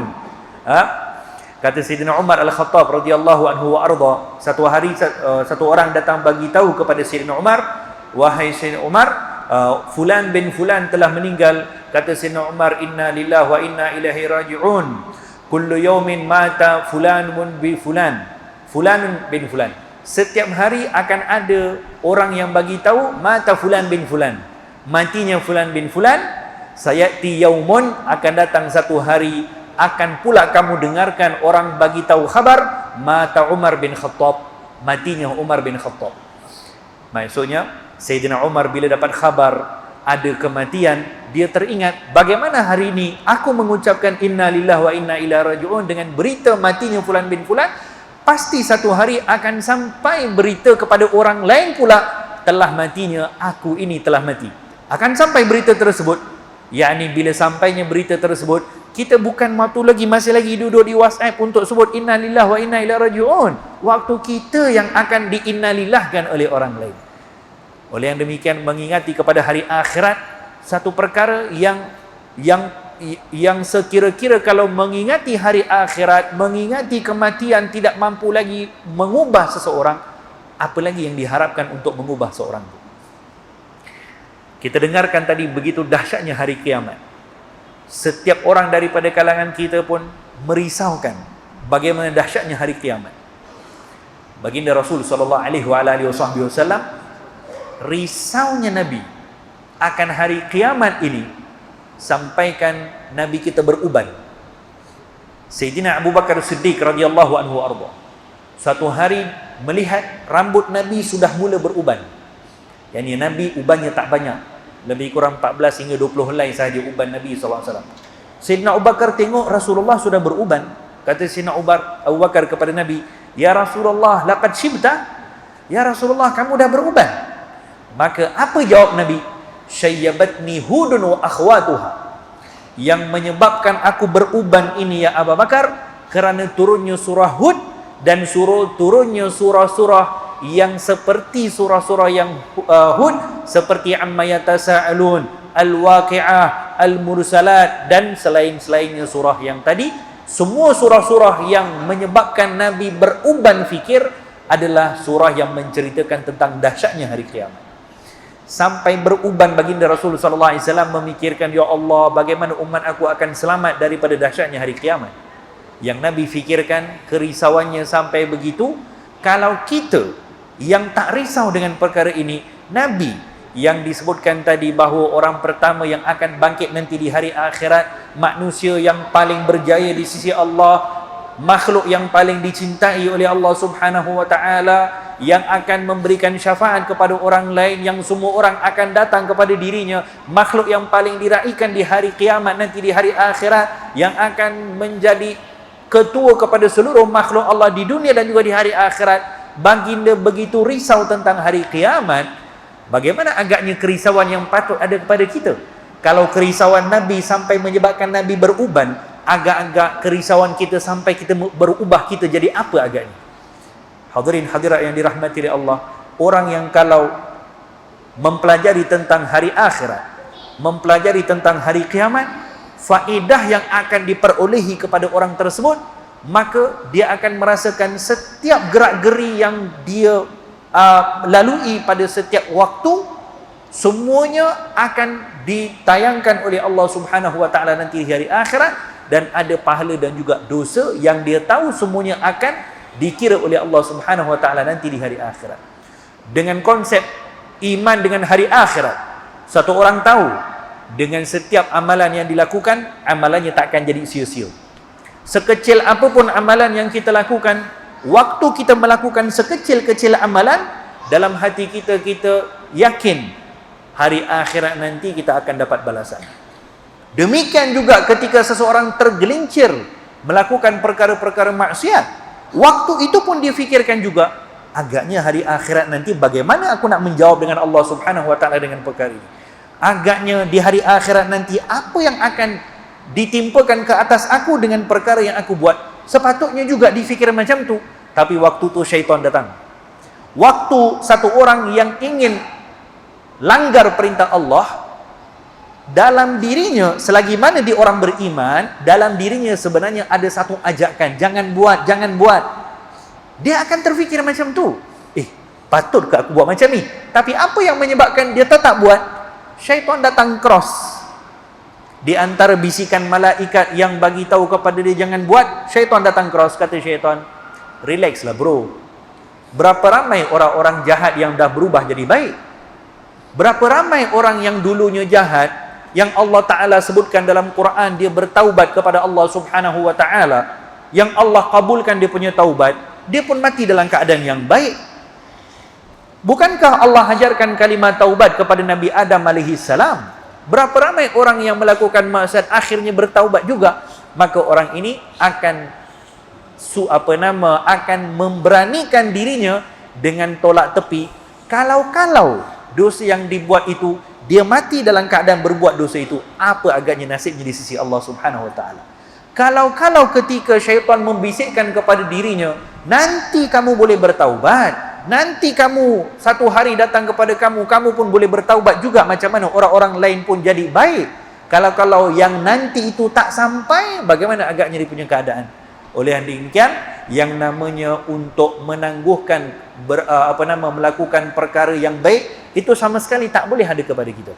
Menangguhkan taubat tidak boleh berlaku kepada kita, kerana kita orang yang tahu tentang adanya hari akhirat, kita orang yang percaya tentang hari pembalasan dari Allah Subhanahu wa taala, setiap gerak-geri kita semuanya akan dipertanggungjawabkan di hadapan Allah Subhanahu wa taala, maka faedah antara orang akan dapat kepada orang yang beriman dengan hari akhirat, dia tahu kalau setiap apa yang dilakukan daripada anggota tubuh badannya yang masing-masing ada potensi besar untuk melanggar perintah Allah, setiap anggota tubuh badan ini pun nanti akan bercakap di hari akhirat. Satu orang ketika gunakan tangannya untuk berbuat perkara yang tak baik, tangannya akan bercakap di hari akhirat. Satu orang ketika gunakan matanya untuk berbuat maksiat, matanya akan bersaksi di hadapan Allah. Satu orang yang melangkah dengan kakinya ke tempat-tempat yang tidak baik, kakinya akan menjadi saksi di hadapan Allah Subhanahu wa taala. Sehingga kan kata ahli tafsir, kulit manusia pun akan bercakap di hadapan Allah. Ketika manusia di hari akhirat melihat tangan bercakap, melihat kaki bercakap, melihat kulit bercakap, melihat tempat bercakap, melihat masa bercakap, semuanya akan bercakap. Hairan kita nanti, manusia ni jadi hairan. Macam mana semua benda-benda ni boleh bercakap? Manusia akan tanya kepada benda-benda ni, hai, di dunia dulu kamu tak boleh bercakap, sekarang macam mana kamu boleh bercakap? Makhluk-makhluk ini akan jawab seperti yang disebutkan dalam Quran, antaqanallah alladhi antaqa kulla syai', yang menyebabkan kami boleh bercakap hari ini Allah Subhanahu wa taala yang mampu untuk menjadikan setiap sesuatu bercakap. Bukankah surah Yasin yang hari-hari kita baca pun menjadikan bukti kepada kita, al-yawma nakhtimu alaihim afwahihim, mulut akan dikunci di hari akhirat, wa tukallimuna aydihim, tangan akan bercakap, yang akan menjadi saksi adalah kaki-kaki kita. Oleh yang demikian, orang yang ada konsep beriman dengan hari akhirat tidak patut untuk menggunakan tubuh badan yang dikurniakan oleh Allah Subhanahu wa taala untuk melakukan perkara-perkara yang dilarang oleh Allah, kerana setiap tubuh badan ini akan bercakap nanti di hari akhirat.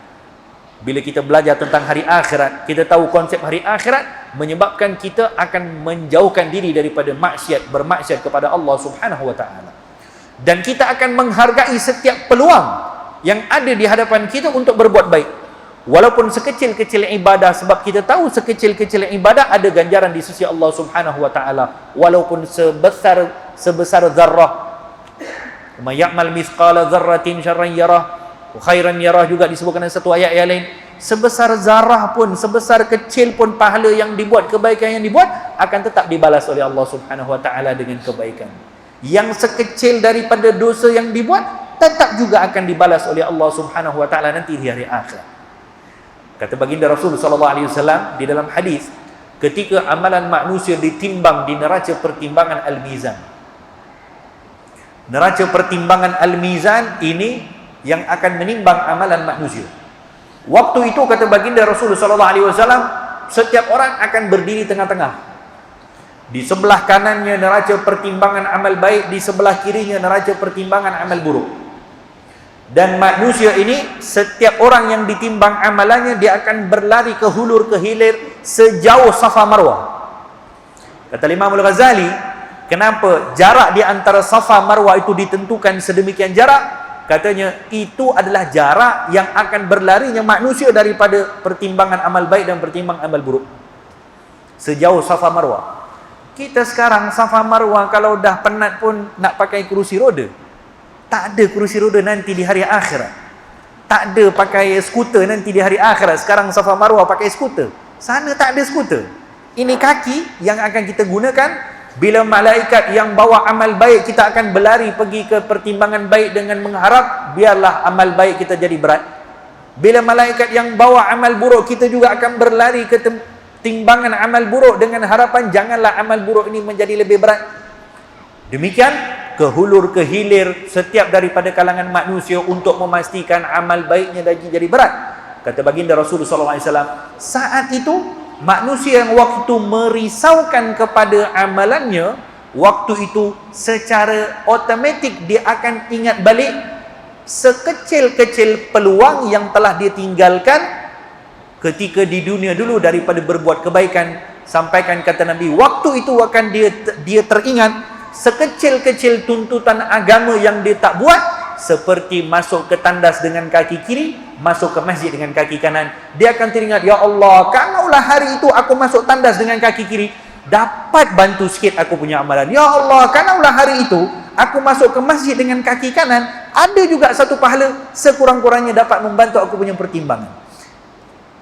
Beriman dengan hari akhirat ini akan menyebabkan kita menghargai setiap peluang yang Allah Ta'ala berikan.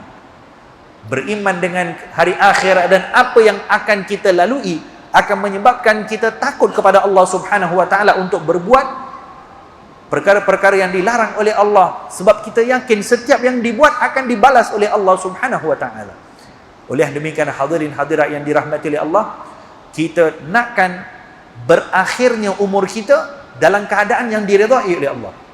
Innamal amrul mar'u bi khawatimih. Sesungguhnya urusan seseorang itu diukur bagaimana ending orang tadi. Kematiannya macam mana, itu menjadi ukuran bagaimana nanti di hari akhirat. Kalau kematiannya husnul khatimah, dia akan juga bangkit dalam keadaan yang baik. Kalau kematiannya su'ul khatimah, dia akan juga bangkit dalam keadaan yang celaka di sisi Allah Subhanahu wa Ta'ala. Lalu bukankah kita pun banyak dengarkan cerita orang yang mati dalam keadaan solat, orang yang mati dalam keadaan sujud, orang yang mati ketika baca Quran, orang yang mati ketika tawaf di Kaabah, orang yang mati ketika dalam pakaian ihram, orang yang mati ketika tahajud, orang yang mati ketika berdakwah, orang yang mati di atas mimbar, orang yang mati sedang ceramah, orang yang mati dalam macam-macam keadaan husnul khatimah, macam-macam keadaan. Agak-agaklah kalau orang yang mati dalam keadaan solat, adakah mungkin orang itu datang solat 1 minggu sekali? Kalau agak-agak orang yang dimatikan oleh Allah dalam keadaan dia sedang baca Quran, agak-agak adakah dia ini baca Quran setahun sekali? Tidak. Pasti itulah amalan hariannya. Salat yang masjid yang tak pernah dia tinggal, yang dia merasakan berpisah dengan masjid ini satu kerugian baginya, maka orang yang seperti ini yang akan dipilihkan oleh Allah, matinya dalam bangunan ini, matinya dalam keadaan sujud, matinya dalam keadaan yang baik. Yakni setiap amal-amal yang kita buat, itulah yang akan menjadikan bagaimana kita akan mengakhiri selagi mana amalan yang kita buat ikhlas kerana Allah Subhanahu wa Ta'ala. Baginda Rasul sallallahu alaihi wasallam mengajarkan kepada kita satu doa yang sentiasa Nabi berdoa, Allahumma tawaffani musliman, ya Allah matikanlah aku dalam keadaan muslim, wa alhiqni bis salihin, dan golongkanlah aku bersama dengan orang saleh. Yang doa Rasulullah, doa kepada Allah untuk golongkan Nabi bersama dengan orang saleh, bukan untuk Nabi. Nabi ajarkan kepada kita, kerana Nabi penghulu kepada sekalian orang-orang saleh. Dimatikan dalam keadaan Islam, dimatikan dalam keadaan mengucap la ilaha illallah, dimatikan dalam keadaan yang Allah Ta'ala redha, dimatikan dalam keadaan yang bukan kematian yang tidak baik, dan digolongkan bersama dengan orang-orang saleh. Bagaimana agaknya kita akan bersama dengan orang-orang saleh, para syuhada, para aulia, para anbiya, para salihin, kalau di dunia kita pun tak pernah kenal siapa orang ulama-ulama yang pernah kita jumpa.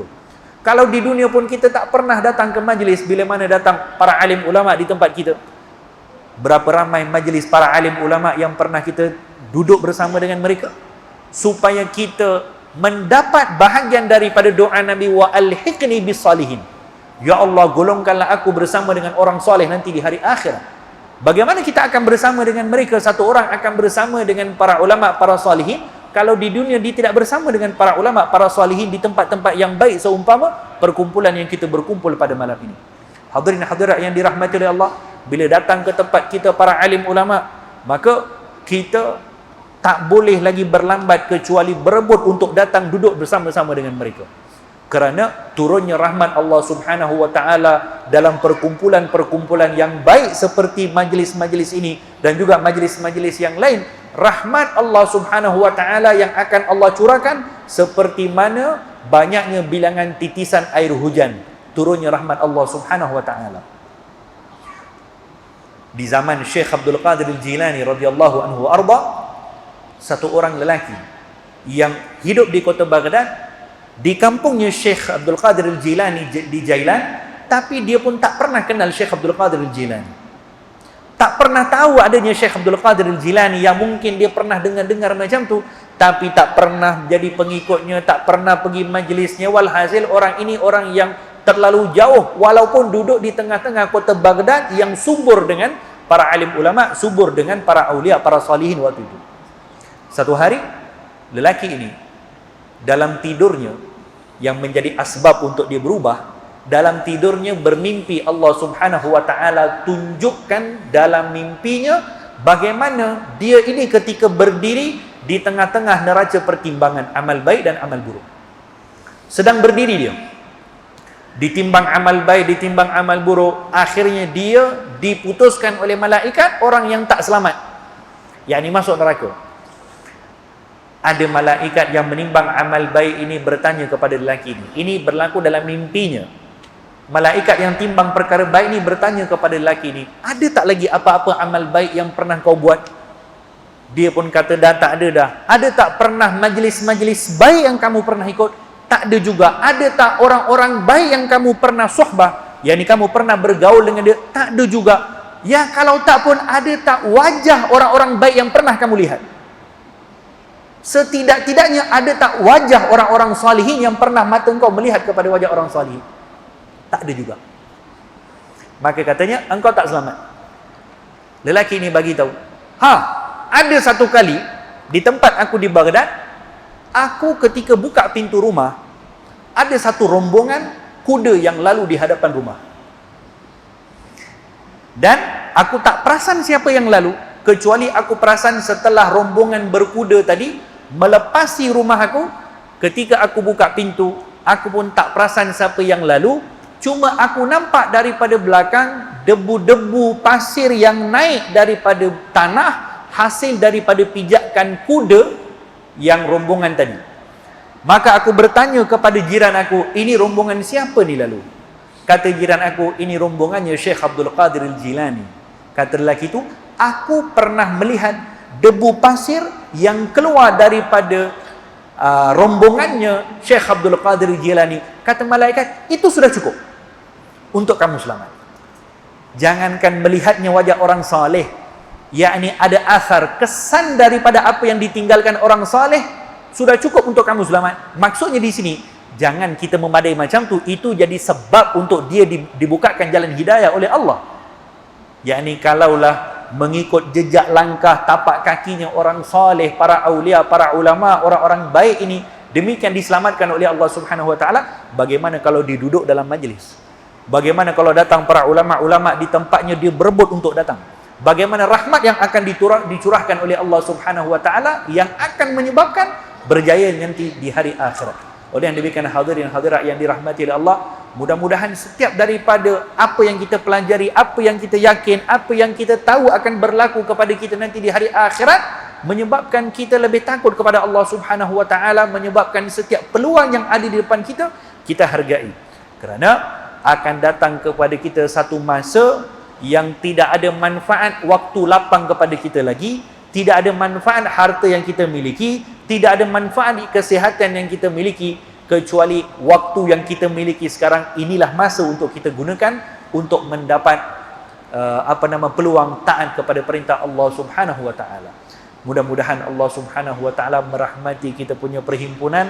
Mudah-mudahan Allah Subhanahu wa taala golongkan kita daripada kalangan golongan yang diberikan husnul khatimah, diselamatkan daripada segala fitnah akhir zaman, diselamatkan daripada fitnah kubur, diselamatkan daripada apa yang dirisaukan oleh baginda Rasul sallallahu alaihi wasallam, daripada setiap apa yang Nabi tangisi hari-hari, daripada apa air mata Nabi yang sentiasa dikeluarkan untuk memikirkan kerisauan kepada umatnya di akhir zaman. Mudah-mudahan kita tidak tergolong daripada kalangan orang-orang yang seperti itu. Hadza billahi taufik. Wassalamualaikum warahmatullahi taala wabarakatuh. Masya-Allah, terima kasih kepada sahibul fadilah moderator kita Ustaz Faris, masya-Allah. Begitu juga sekali lagi terima kasih sebanyak-banyaknya pada Fadilatul Syekh Ustaz Bashir Al-Azhari. Begitu sempurna penjelasan yang diberikan tentang persediaan kita menghadapi alam akhirat. Sebenarnya Nabi SAW telah bagi tahu dalam sepotong hadis, al-kayyisu man dana nafsahu wa amila lima ba'dal maut. Orang bijak, dia selalu sebelum dia mati, sebelum kembali ke alam akhirat, dia periksa diri dia dulu. Imam Al-Ghazali pun dalam kitab Makashiful Qulub, dalam bab Tariq Ahlul Karamah, jalan orang-orang mulia ni, dia beritahu di antara tanda Allah nak bagi kebaikan pada satu orang, kebaikan yang besar. Sebelum dia mati, dia sibuk dengan aib diri dia, kekurangan diri dia. Dia tahu perjalanan di alam akhirat sangat panjang. Hampir 100,000 tahun masa kita berada di alam akhirat. Macam ustaz kita lah, dalam tempoh 50,000 tahun di padang mahsyar, cerita 1,001 cerita, masing-masing dengan cerita masing-masing. Yang kita boleh gambarkan ini sekadar gambaran yang mungkin satu juzuk daripada kesempurnaan gambaran di alam akhirat. Jadi kita tahu di sana kita tak ada bekalan. Macam mana kalau kita pergi Mekah, duit tak ada. Kita pergi Mekah, setakat tiket saja, duit tak ada. Apa kita nak shopping ustaz dekat Mekah? Tak ada shopping. Tetapi tuan-tuan, orang yang balik bawa bekalan yang banyak tuan-tuan. Tetapi yang herannya tuan-tuan, bekalan sebanyak mana pun kita bawa ke alam akhirat, banyak macam mana pun tetap tak cukup. Sehingga Nabi SAW gambarkan dalam sebuah hadis, andai kata ada di antara kita yang membawa pulang ke alam akhirat amalan sebanyak menyamai amalan 70 orang Nabi-Nabi sekalipun, maka bila mana Allah telah tunjukkan azab neraka depan kita, Allah datangkan neraka Jahannam di depan kita tuan-tuan, pada hari itu semua manusia merasakan dia tak selamat. Sayyidina Umar radhiyallahu ta'ala, satu orang yang hebat kedudukan dalam Islam. Nabi kata, "Lau kana ba'di nabiyyan lakana Umar." Kalau ada orang selepas aku layak jadi nabi, Umar lah orangnya. Tetapi bila teringat alam akhirat, Sayyidina Umar selalu berkata, andai kata diumumkan di padang mahsyar, seluruh manusia masuk neraka, melainkan satu orang yang masuk syurga, aku berdoa dan berharap pada Allah, pilihlah aku yang seorang itu, wahai Allah. Tetapi sebaliknya, waliyazubillah, kalau semua orang masuk syurga, melainkan satu orang yang masuk neraka, aku bimbang, jangan-jangan yang satu itu adalah Umar bin Khattab radhiyallahu ta'ala anhu. Ini orang tara Umar. Sebenarnya lagi tinggi iman satu orang, lagi takut dia kepada alam akhirat, lagi dia tak yakin dengan diri dia. Hari ini kebanyakan kita rasa aman, tenteram, relax. Di dunia relax lah brother, insya-Allah. Akhirat esok insya-Allah kita selamat. Sedangkan Nabi kata orang bijak, dia selalu bimbang tentang diri dia, cari kesilapan diri dia. Ya Allah, nak mati bila-bila ni, solat tak khusyuk lagi ya Allah, Quran tak pandai baca lagi ya Allah, wuduk tak betul lagi ya Allah, anak isteri di rumah kelang kabut lagi ya Allah, bimbang nak mati ni.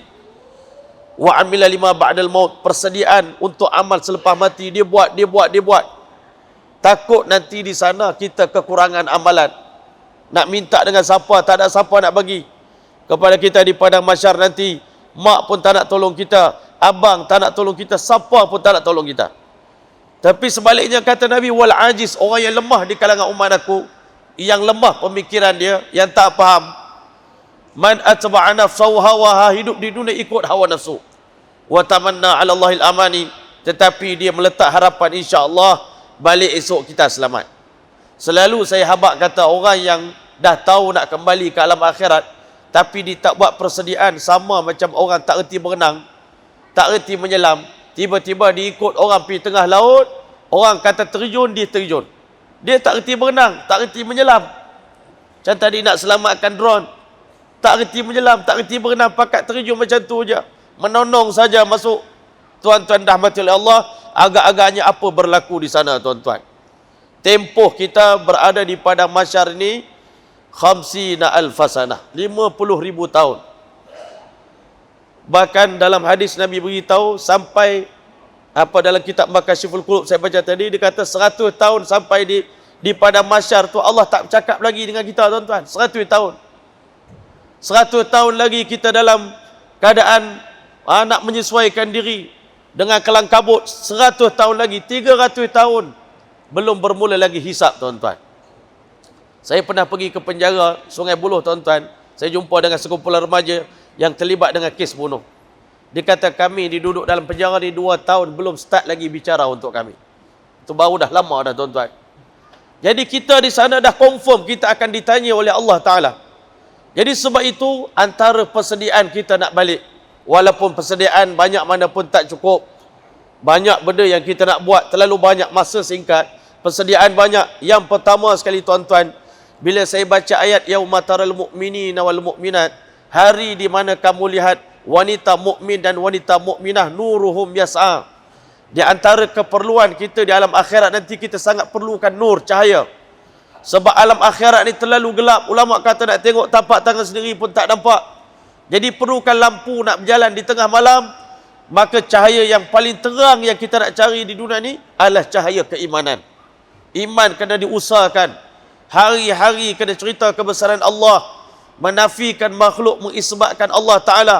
Banyakkan wirid kalimah la ilaha illallah. Kita kena bawa iman yang sempurna sebelum kita mati. Kalau tidak, Allah beritahu yauma la yanfa'u nafsan imanuha lam takun amanat min qablu. Hari di mana iman di padang mahsyar, nanti di hari kiamat di padang mahsyar, semua orang beriman dengan hari kiamat ni. Semua orang beriman dengan Allah yang Allah cerita, tetapi Allah kata iman pada hari itu tidak lagi bermanfaat. Tak guna lagi dah. Au kasabat fi imaniha khaira, ataupun nak buat apa-apa kebaikan dalam iman sudah tidak berguna lagi. Sebab itu sebelum mati kena cari cahaya iman. Yang kedua, Masya Allah, kita nak cari hidayah dalam kehidupan kita sebelum mati. Allah bagi tahu pada Nabi Adam AS, qul nahbitu minha jami'a fa imma ya'tiyannakum minni hudan. Siapa di kalangan kamu yang nanti pulang ke alam akhirat membawa hidayah daripada aku di dunia ini yang dia cari, faman tabi'a hudaya fala khaufun alaihim wala hum yahzanun. Siapa yang ikut hidayah yang aku tunjuk di dunia ini, nanti di hari kiamat tidak ada ketakutan, tidak ada gundah gulana untuk dia. Seterusnya, tuan-tuan yang dirahmati oleh Allah, antara amalan yang kita nak cari sebelum kita mati ni, tuan-tuan, kita tahu kita ni berjalan dalam gelap. Nabi berpesan, basyiril basyai Nabi zulam bin nuri tam yaumal qiyamah. Nak cahaya yang sempurna, pastikan kita kena hadir solat berjemaah di tengah malam gelap gelita. Berikan khabar gembira kepada umat aku yang istiqamah datang menunaikan solat pada waktu yang gelap gelita. Kelak di hari kiamat, mereka dapat cahaya yang sempurna di hari kiamat. Di samping itu, tuan-tuan, amalan yang kita kena banyakkan. Nabi SAW beritahu, khudhu junnatakum minan nar. Carilah perisai untuk selamatkan diri kamu daripada api neraka sebelum mati.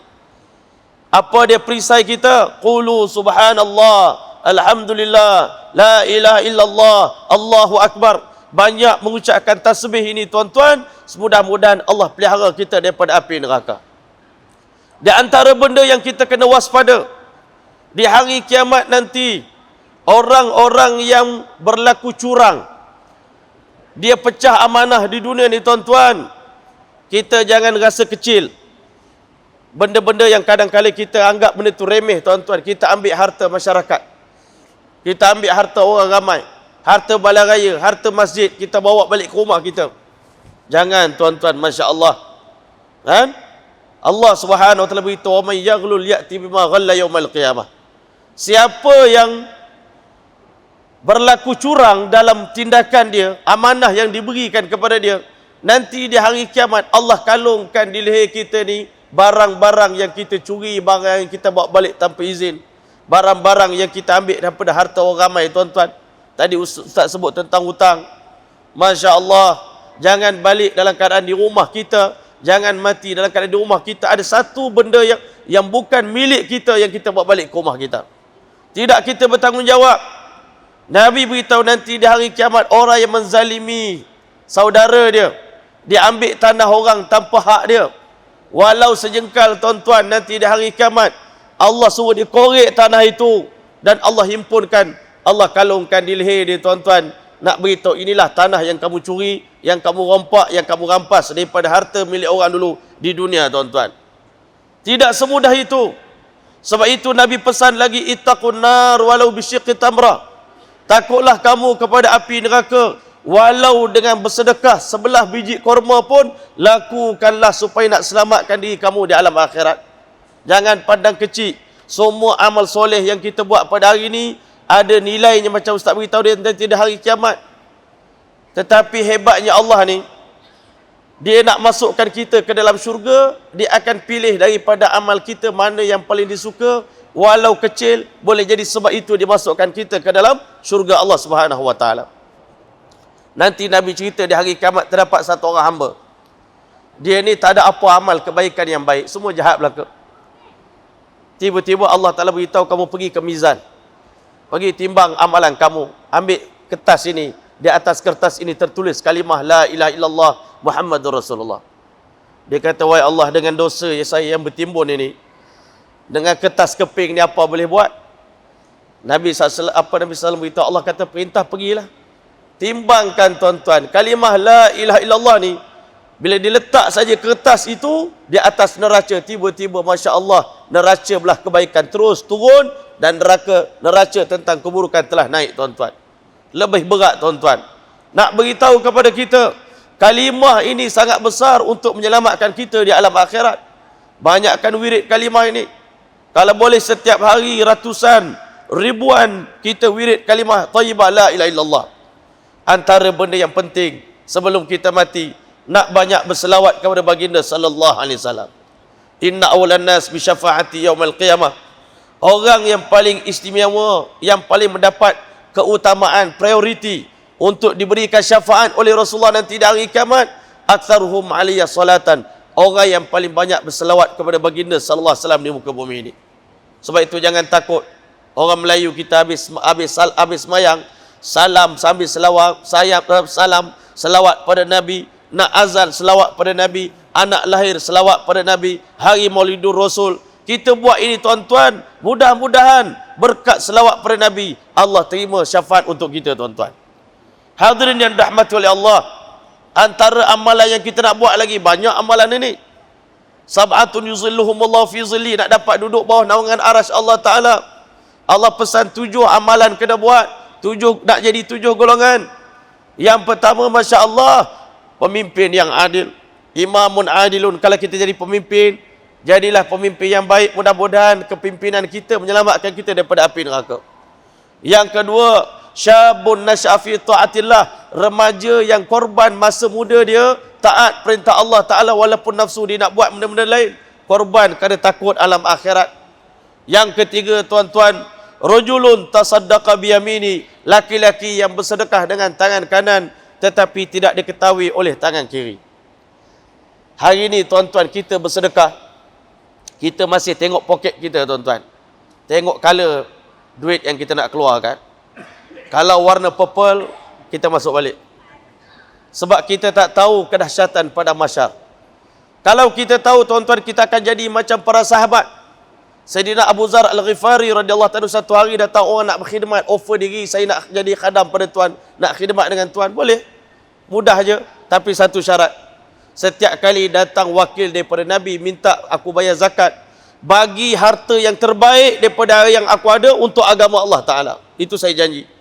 Tetapi satu hari bila datang wakil zakat, dia bagi harta kelas kedua.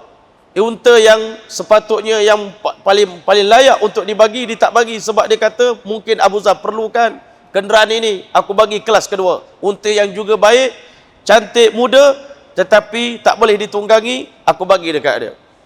Dapat tahu dia Abu Zar panggil orang tadi, kamu lepas ni boleh balik, tak perlu lagi berkhidmat dengan saya, kamu telah memungkiri janji kamu. Tiba-tiba Abu Zar Al-Ghifari menangis tuan-tuan. Sebelum dia balik, dia beritahu, tahukah kamu kenapa aku paksa hidup susah macam sekarang ni? Abu Zar antara sahabat yang mana dia tak boleh bergaul dengan orang ramai, kerana dia punya agama dia terlalu tinggi, zuhud dia terlalu tinggi, warak dia terlalu tinggi, sampai dia kata Nabi hidup di dunia berasingan, mati pun dalam keadaan berasingan. Abu Zar menangis, dia kata, kenapa aku paksa diri aku jadi susah macam ni? Setiap kali wakil Nabi datang, aku suruh kamu bagi yang terbaik, kerana aku tahu di padang mahsyar nanti, saat aku perlukan bantuan pahala di waktu itu, aku perlukan amal yang terbaik inilah untuk selamatkan aku daripada azab neraka Allah Ta'ala. Sebab itu aku paksa tiap kali aku nak bagi sedekah, aku pastikan bagi yang terbaik harta ni untuk agama Allah. Mudah-mudahan berkat itu Allah selamatkan aku di alam akhirat. Hadirin yang dirahmati oleh Allah, Nabi beritahu antara amalan yang dapat kita menyelamatkan diri kita daripada sengsara di alam akhirat, melalui kita buat amalan yang 7 tadi, iaitu salah satu daripadanya, rajulun qalbuhu mu'allaqun bil masajid, hati kita rindu dengan masjid, iktikaf dalam masjid, makmurkan masjid, datang ke rumah Allah Ta'ala berkat iktikaf dalam masjid. Masjid juga Masya Allah menjadi salah satu benda yang besar untuk menyelamatkan kita di alam akhirat. Yang seterusnya tuan-tuan, Laki-laki yang mana menangis di malam hari kerana takutkan dosa dan maksiat, takutkan Allah, fafadat ainahu. Air mata ni tuan-tuan sangat mahal harganya tuan-tuan. Hari ni kita jarang menangis. Kita didik anak laki kita pula, anak abah, tak boleh menangis. Orang jantan mana boleh nangis? Itu ajaran yang salah tuan-tuan. Agama melatih kita menangis.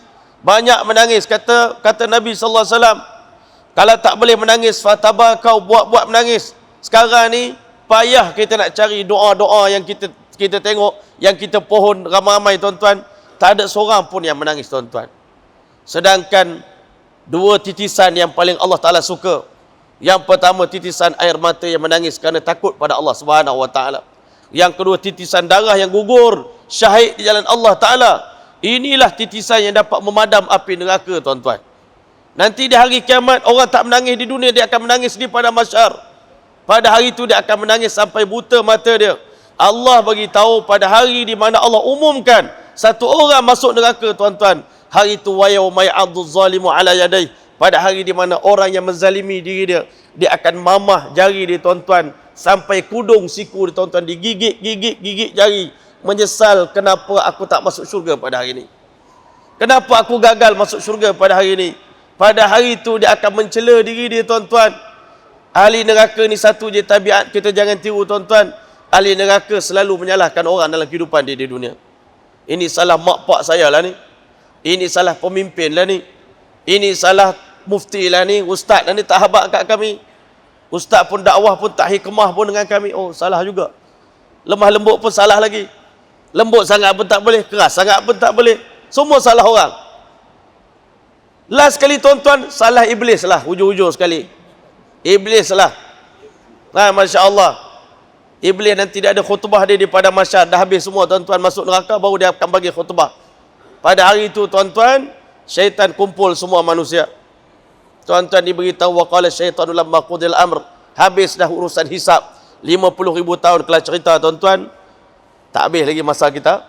Jadi ringkas cerita tuan-tuan, iblis kumpul semua orang yang pengikut dia di dunia, yang tak yakin dengan hari kiamat ni tuan-tuan. Masya Allah. Innallaha wa'adakum wa'adal haq.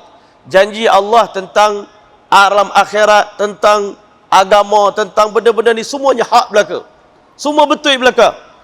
Tetapi selaku musuh, wa wa'adtukum, aku pun banyak tabur janji. Macam Ustaz beritahu tadi, dia merentangi kita nak buat baik, dia halang kita di tengah-tengah tuan-tuan. Fa akhlaftukum, tapi janji aku semua untuk gagalkan kamu, untuk rugikan kamu. Wa ma kana li alaikum min sultan. Wahai hamba-hamba yang gagal di dunia dulu, aku tak ada kuasa pun nak paksa hampa ikut aku. Aku tak pernah letak pistol machine gun dekat kepala, hang tak ikut aku tembak. Ada iblis buat gitu? Kata iblis, illa an da'utukum, kerja aku dakwah aja hampa ni. Aku cuma ajak. Tapi dia kata malang, ulama ajak hang tak ikut. Nabi-nabi ajak hang tak ikut. Iblis ajak, hang kata iblis paling faham jiwa aku. Iblis ni lah yang paling faham jiwa. Orang lain semua tak faham jiwa. Kalau kita ikut iblis, kita follow iblis. Iblis tengok, oh ini on track ni, jangan aku tak payah kacau. Aku kacau orang lain. Ni aku tak kacau pun dia dah teruk dah. Kan? Masya Allah. Iblis ni dia hasut kita sampai kita boleh berdikari jadi ahli neraka, dia lepas. Masya Allah. Dia kata ini akhafullah. Aku pun takut dengan Allah juga, kata iblis. Kan? Aku ada sempadan juga. Aku tak pernah mengaku aku sebagai Tuhan. Manusia ni ada durhaka pada Allah, mengaku sebagai Tuhan. Kata iblis, dulu di dunia aku cuma ajak hampa aja.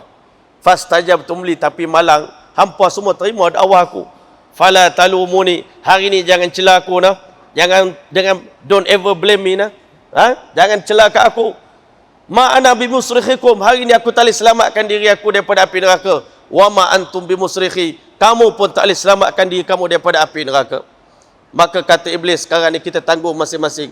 Pada hari itulah barulah manusia faham, iblis pun tak boleh selamatkan kita. Hari itu barulah dia akan gigit jari dia tuan-tuan, menyesal sebesar-besarnya. Dia akan beritahu, lau kunna nasma'u au na'qilu. Kalau di dunia dulu nak mai dengar tazkirah sikit pun tak apa dah. Antara amalan yang kena buat sebelum mati, dengar tazkirah, dengar ceramah, dengar peringatan. Au na'qilu, cuba berfikir sikit balik-balik ke rumah. Betul ke yang ustaz tu cakap tu? Berfikir, kalau betul, macam mana sebelum aku mati ni, anak-anak aku di rumah semua calon ahli syurga kah? Isteri aku calon ahli syurga ke? Adik-beradik aku sekarang calon ahli syurga ke? Kalau tidak tuan-tuan, kita wajib bangkit dan selamatkan semua orang yang kita sayang ni daripada api neraka tuan-tuan. Nabi pesan, peliharalah diri kamu daripada api neraka. Allah pun beritahu, selamatkan diri kamu daripada api neraka. Sebab nanti satu orang yang gagal di alam akhirat sampai di pintu neraka, penjaga neraka heran tengok, dosa apa hampa buat sampai masuk neraka ni? Kan? Tak ada orang habaq ke? Alam ya'tikum nazir? Tak ada datang. Qalu bala qad ja'ana nazir. Bahkan dah banyak peringatan Allah hantar. Fakazzabna, kami dustakan. Wa qulna ma nazzala ar-rahmanu min syai'. Allah tak cerita apa pun tentang kiamat ni dekat kami, dekat dunia dulu. Tak percaya dengan hari kiamat. Maka pada hari itu mereka menyesal. Fa'tarafu bi zambihim. Hari itu baru nak mengaku kesilapan masing-masing. Sebab itulah sebelum balik kita mengaku salah kita. Kan? Syekh Ilyas rahmatullah alaih, ulama dalam dakwah ni tuan-tuan, dia kata semua salah orang ni dalam dunia ni salah aku. Yang bersalah dalam dunia ni salah aku, bukan tak ada salah orang lain. Aku yang salah ni. Hari ni kita banyak salah orang ni. Rasulullah punya akhlak di dunia ni, apa pun yang berlaku adalah kesilapan saya. Barulah kita boleh memperbaiki kelemahan-kelemahan kita. Jadi di antara benda amalan yang kita kena lazimkan tuan-tuan, Nabi beritahu pintu neraka ni ada 7 dan surah Hamim dalam Quran pun ada 7. Maka banyaklah baca surah Hamim. Mudah-mudahan ia menjadi hijab kepada kita daripada api neraka Allah Subhanahu wa taala. Banyak benda tuan-tuan yang kita nak buat. Persiapan terlalu banyak nak buat. Masa kesuntukan. Jadi sebab itu tuan-tuan, hari ni kalau kita faham, kita nak pakai ajak ramai-ramai ni, masa dah tak ada ni. Kan? Macam emergency tuan-tuan. Kena cepat-cepat bergerak masing-masing. Buat persiapan sebelum kita kembali kepada Allah. Mudah-mudahan insya-Allah masa yang kita nak buat ni sampai mati je tuan-tuan. Satu orang kiai di Indonesia, Kiai Uzairan, dia beritahu masa nak buat persiapan nak balik ke alam akhirat, masa nak korban untuk agama ni sampai mati. Andai kata kita mati besok hari tuan-tuan, sampai besok je dah masanya. Tuan-tuan, nanti di hari kiamat, kenapa aku tak buat?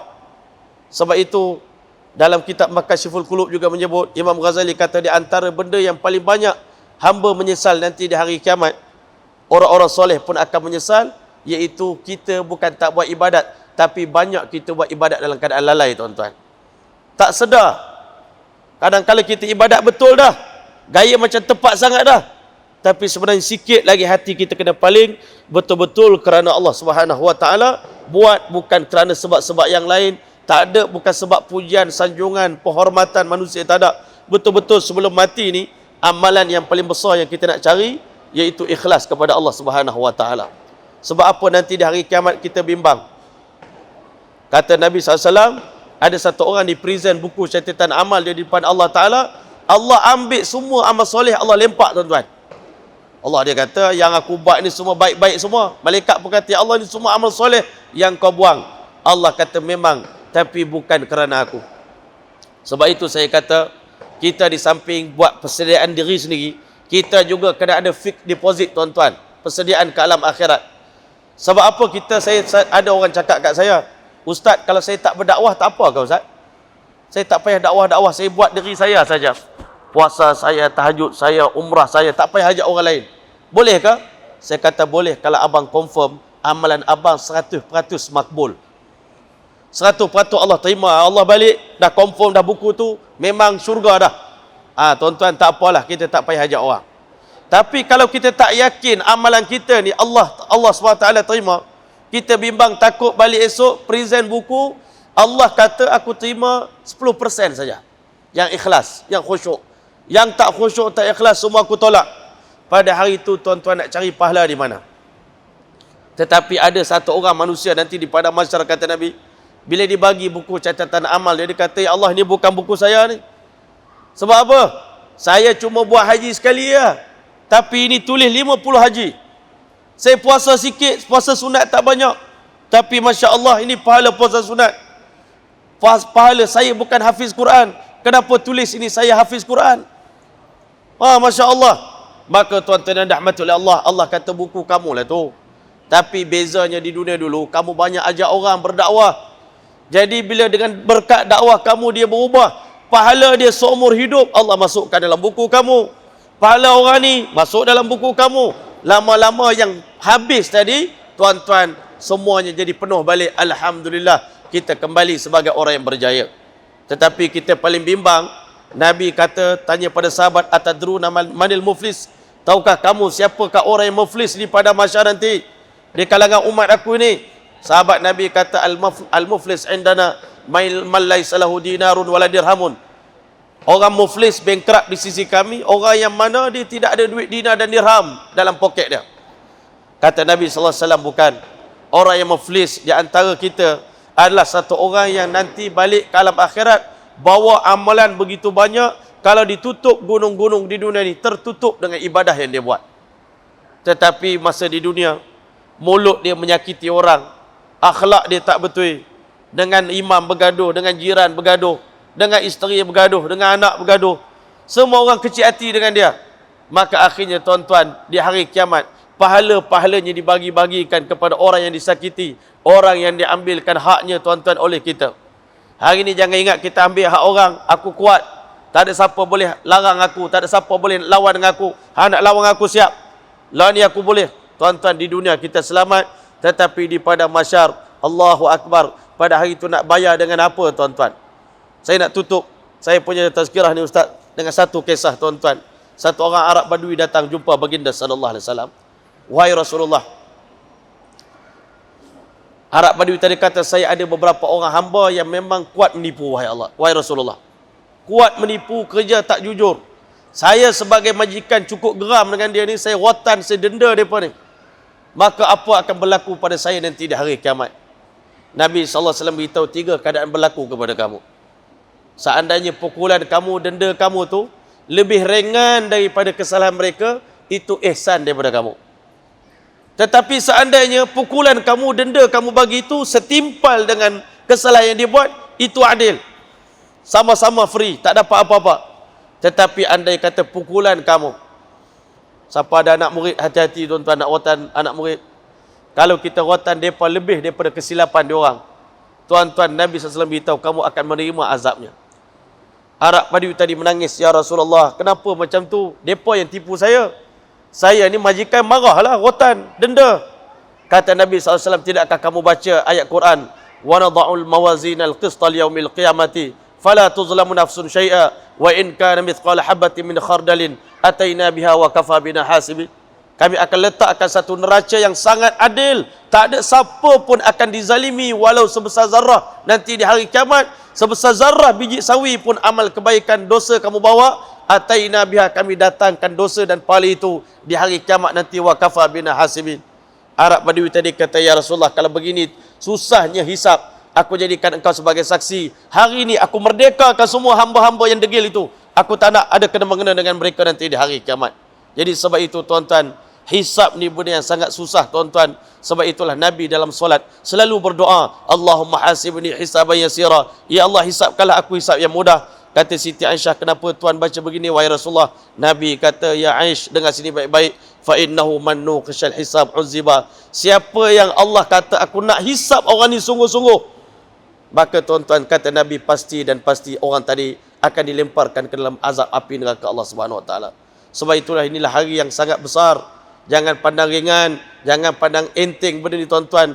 Di hari kiamat apatah balik semula ke dunia dah tak boleh. Sebab itu sebelum kembali kepada Allah, persiapan serapi yang mungkin.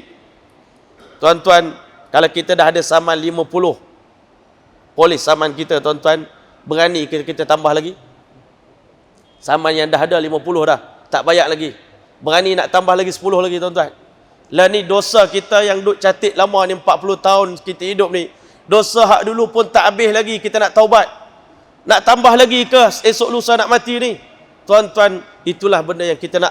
Mudah-mudahan daripada kesimpulan sedikit insya-Allah daripada perhimpunan kita, forum kita pada malam ini, saya yang bercakap, tuan-tuan yang mendengar, insya-Allah sama-sama kita berazam dengan kedatangan tahun baru 2020 ni, insya-Allah azam baru kita, insya-Allah tahun ini tahun yang bebas dosa. Tahun ini kita banyak persiapan yang sedaya upaya kita buat. Mudah-mudahan walaupun kita tak mampu, ada orang kata, Ustaz, dah terlewat dah orang macam kami ni, kami pasrah je lah, dosa banyak sangat. Jadi kalau kami taubat pun tak dan. Jangan begitu tuan-tuan. Allah Ta'ala tak bagi kita putus asa. Allah nak kita buat.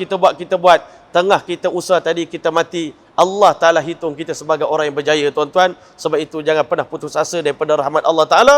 Cerita ni sekadar untuk kita, jangan sampai kita melampaui batas, dan kita sedar sisa usia yang Allah bagi pada kita ni sangat-sangat berharga. Ambillah peluang yang ada ni, tuan-tuan, supaya kita tidak akan menyesal nanti di hari kiamat. Dan akhir sekali, Nabi SAW berpesan, la yashba'al mu'min minal khair.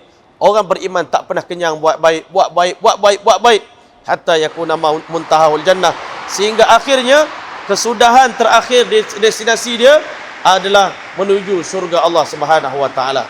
Jadi alhamdulillah, bunyi pun dah menunjukkan kepada penutup daripada forum saya pada malam ini. InsyaAllah mudah-mudahan kita semua diterima oleh Allah, diselamatkan oleh Allah, dipelihara oleh Allah, dihisab oleh Allah dengan hisab yang mudah, diterima syafaat Nabi SAW untuk kita, diberikan oleh Allah Ta'ala peluang minum air telaga Kausar daripada Nabi SAW, dan Allah Ta'ala izinkan kita melintas di atas sirat sepantas kilat, dan Allah izinkan kita masuk syurga tanpa hisab bersama dengan para Nabi, para siddiqin, para syuhada, para solihin. Dan yang paling penting, kita dapat bersama dengan kekasih kita Nabi Muhammad SAW di dalam taman syurga Allah Ta'ala. Amin, amin, rabbil alamin. Wabillahi taufiq wal hidayah. Wassalamualaikum warahmatullahi wabarakatuh.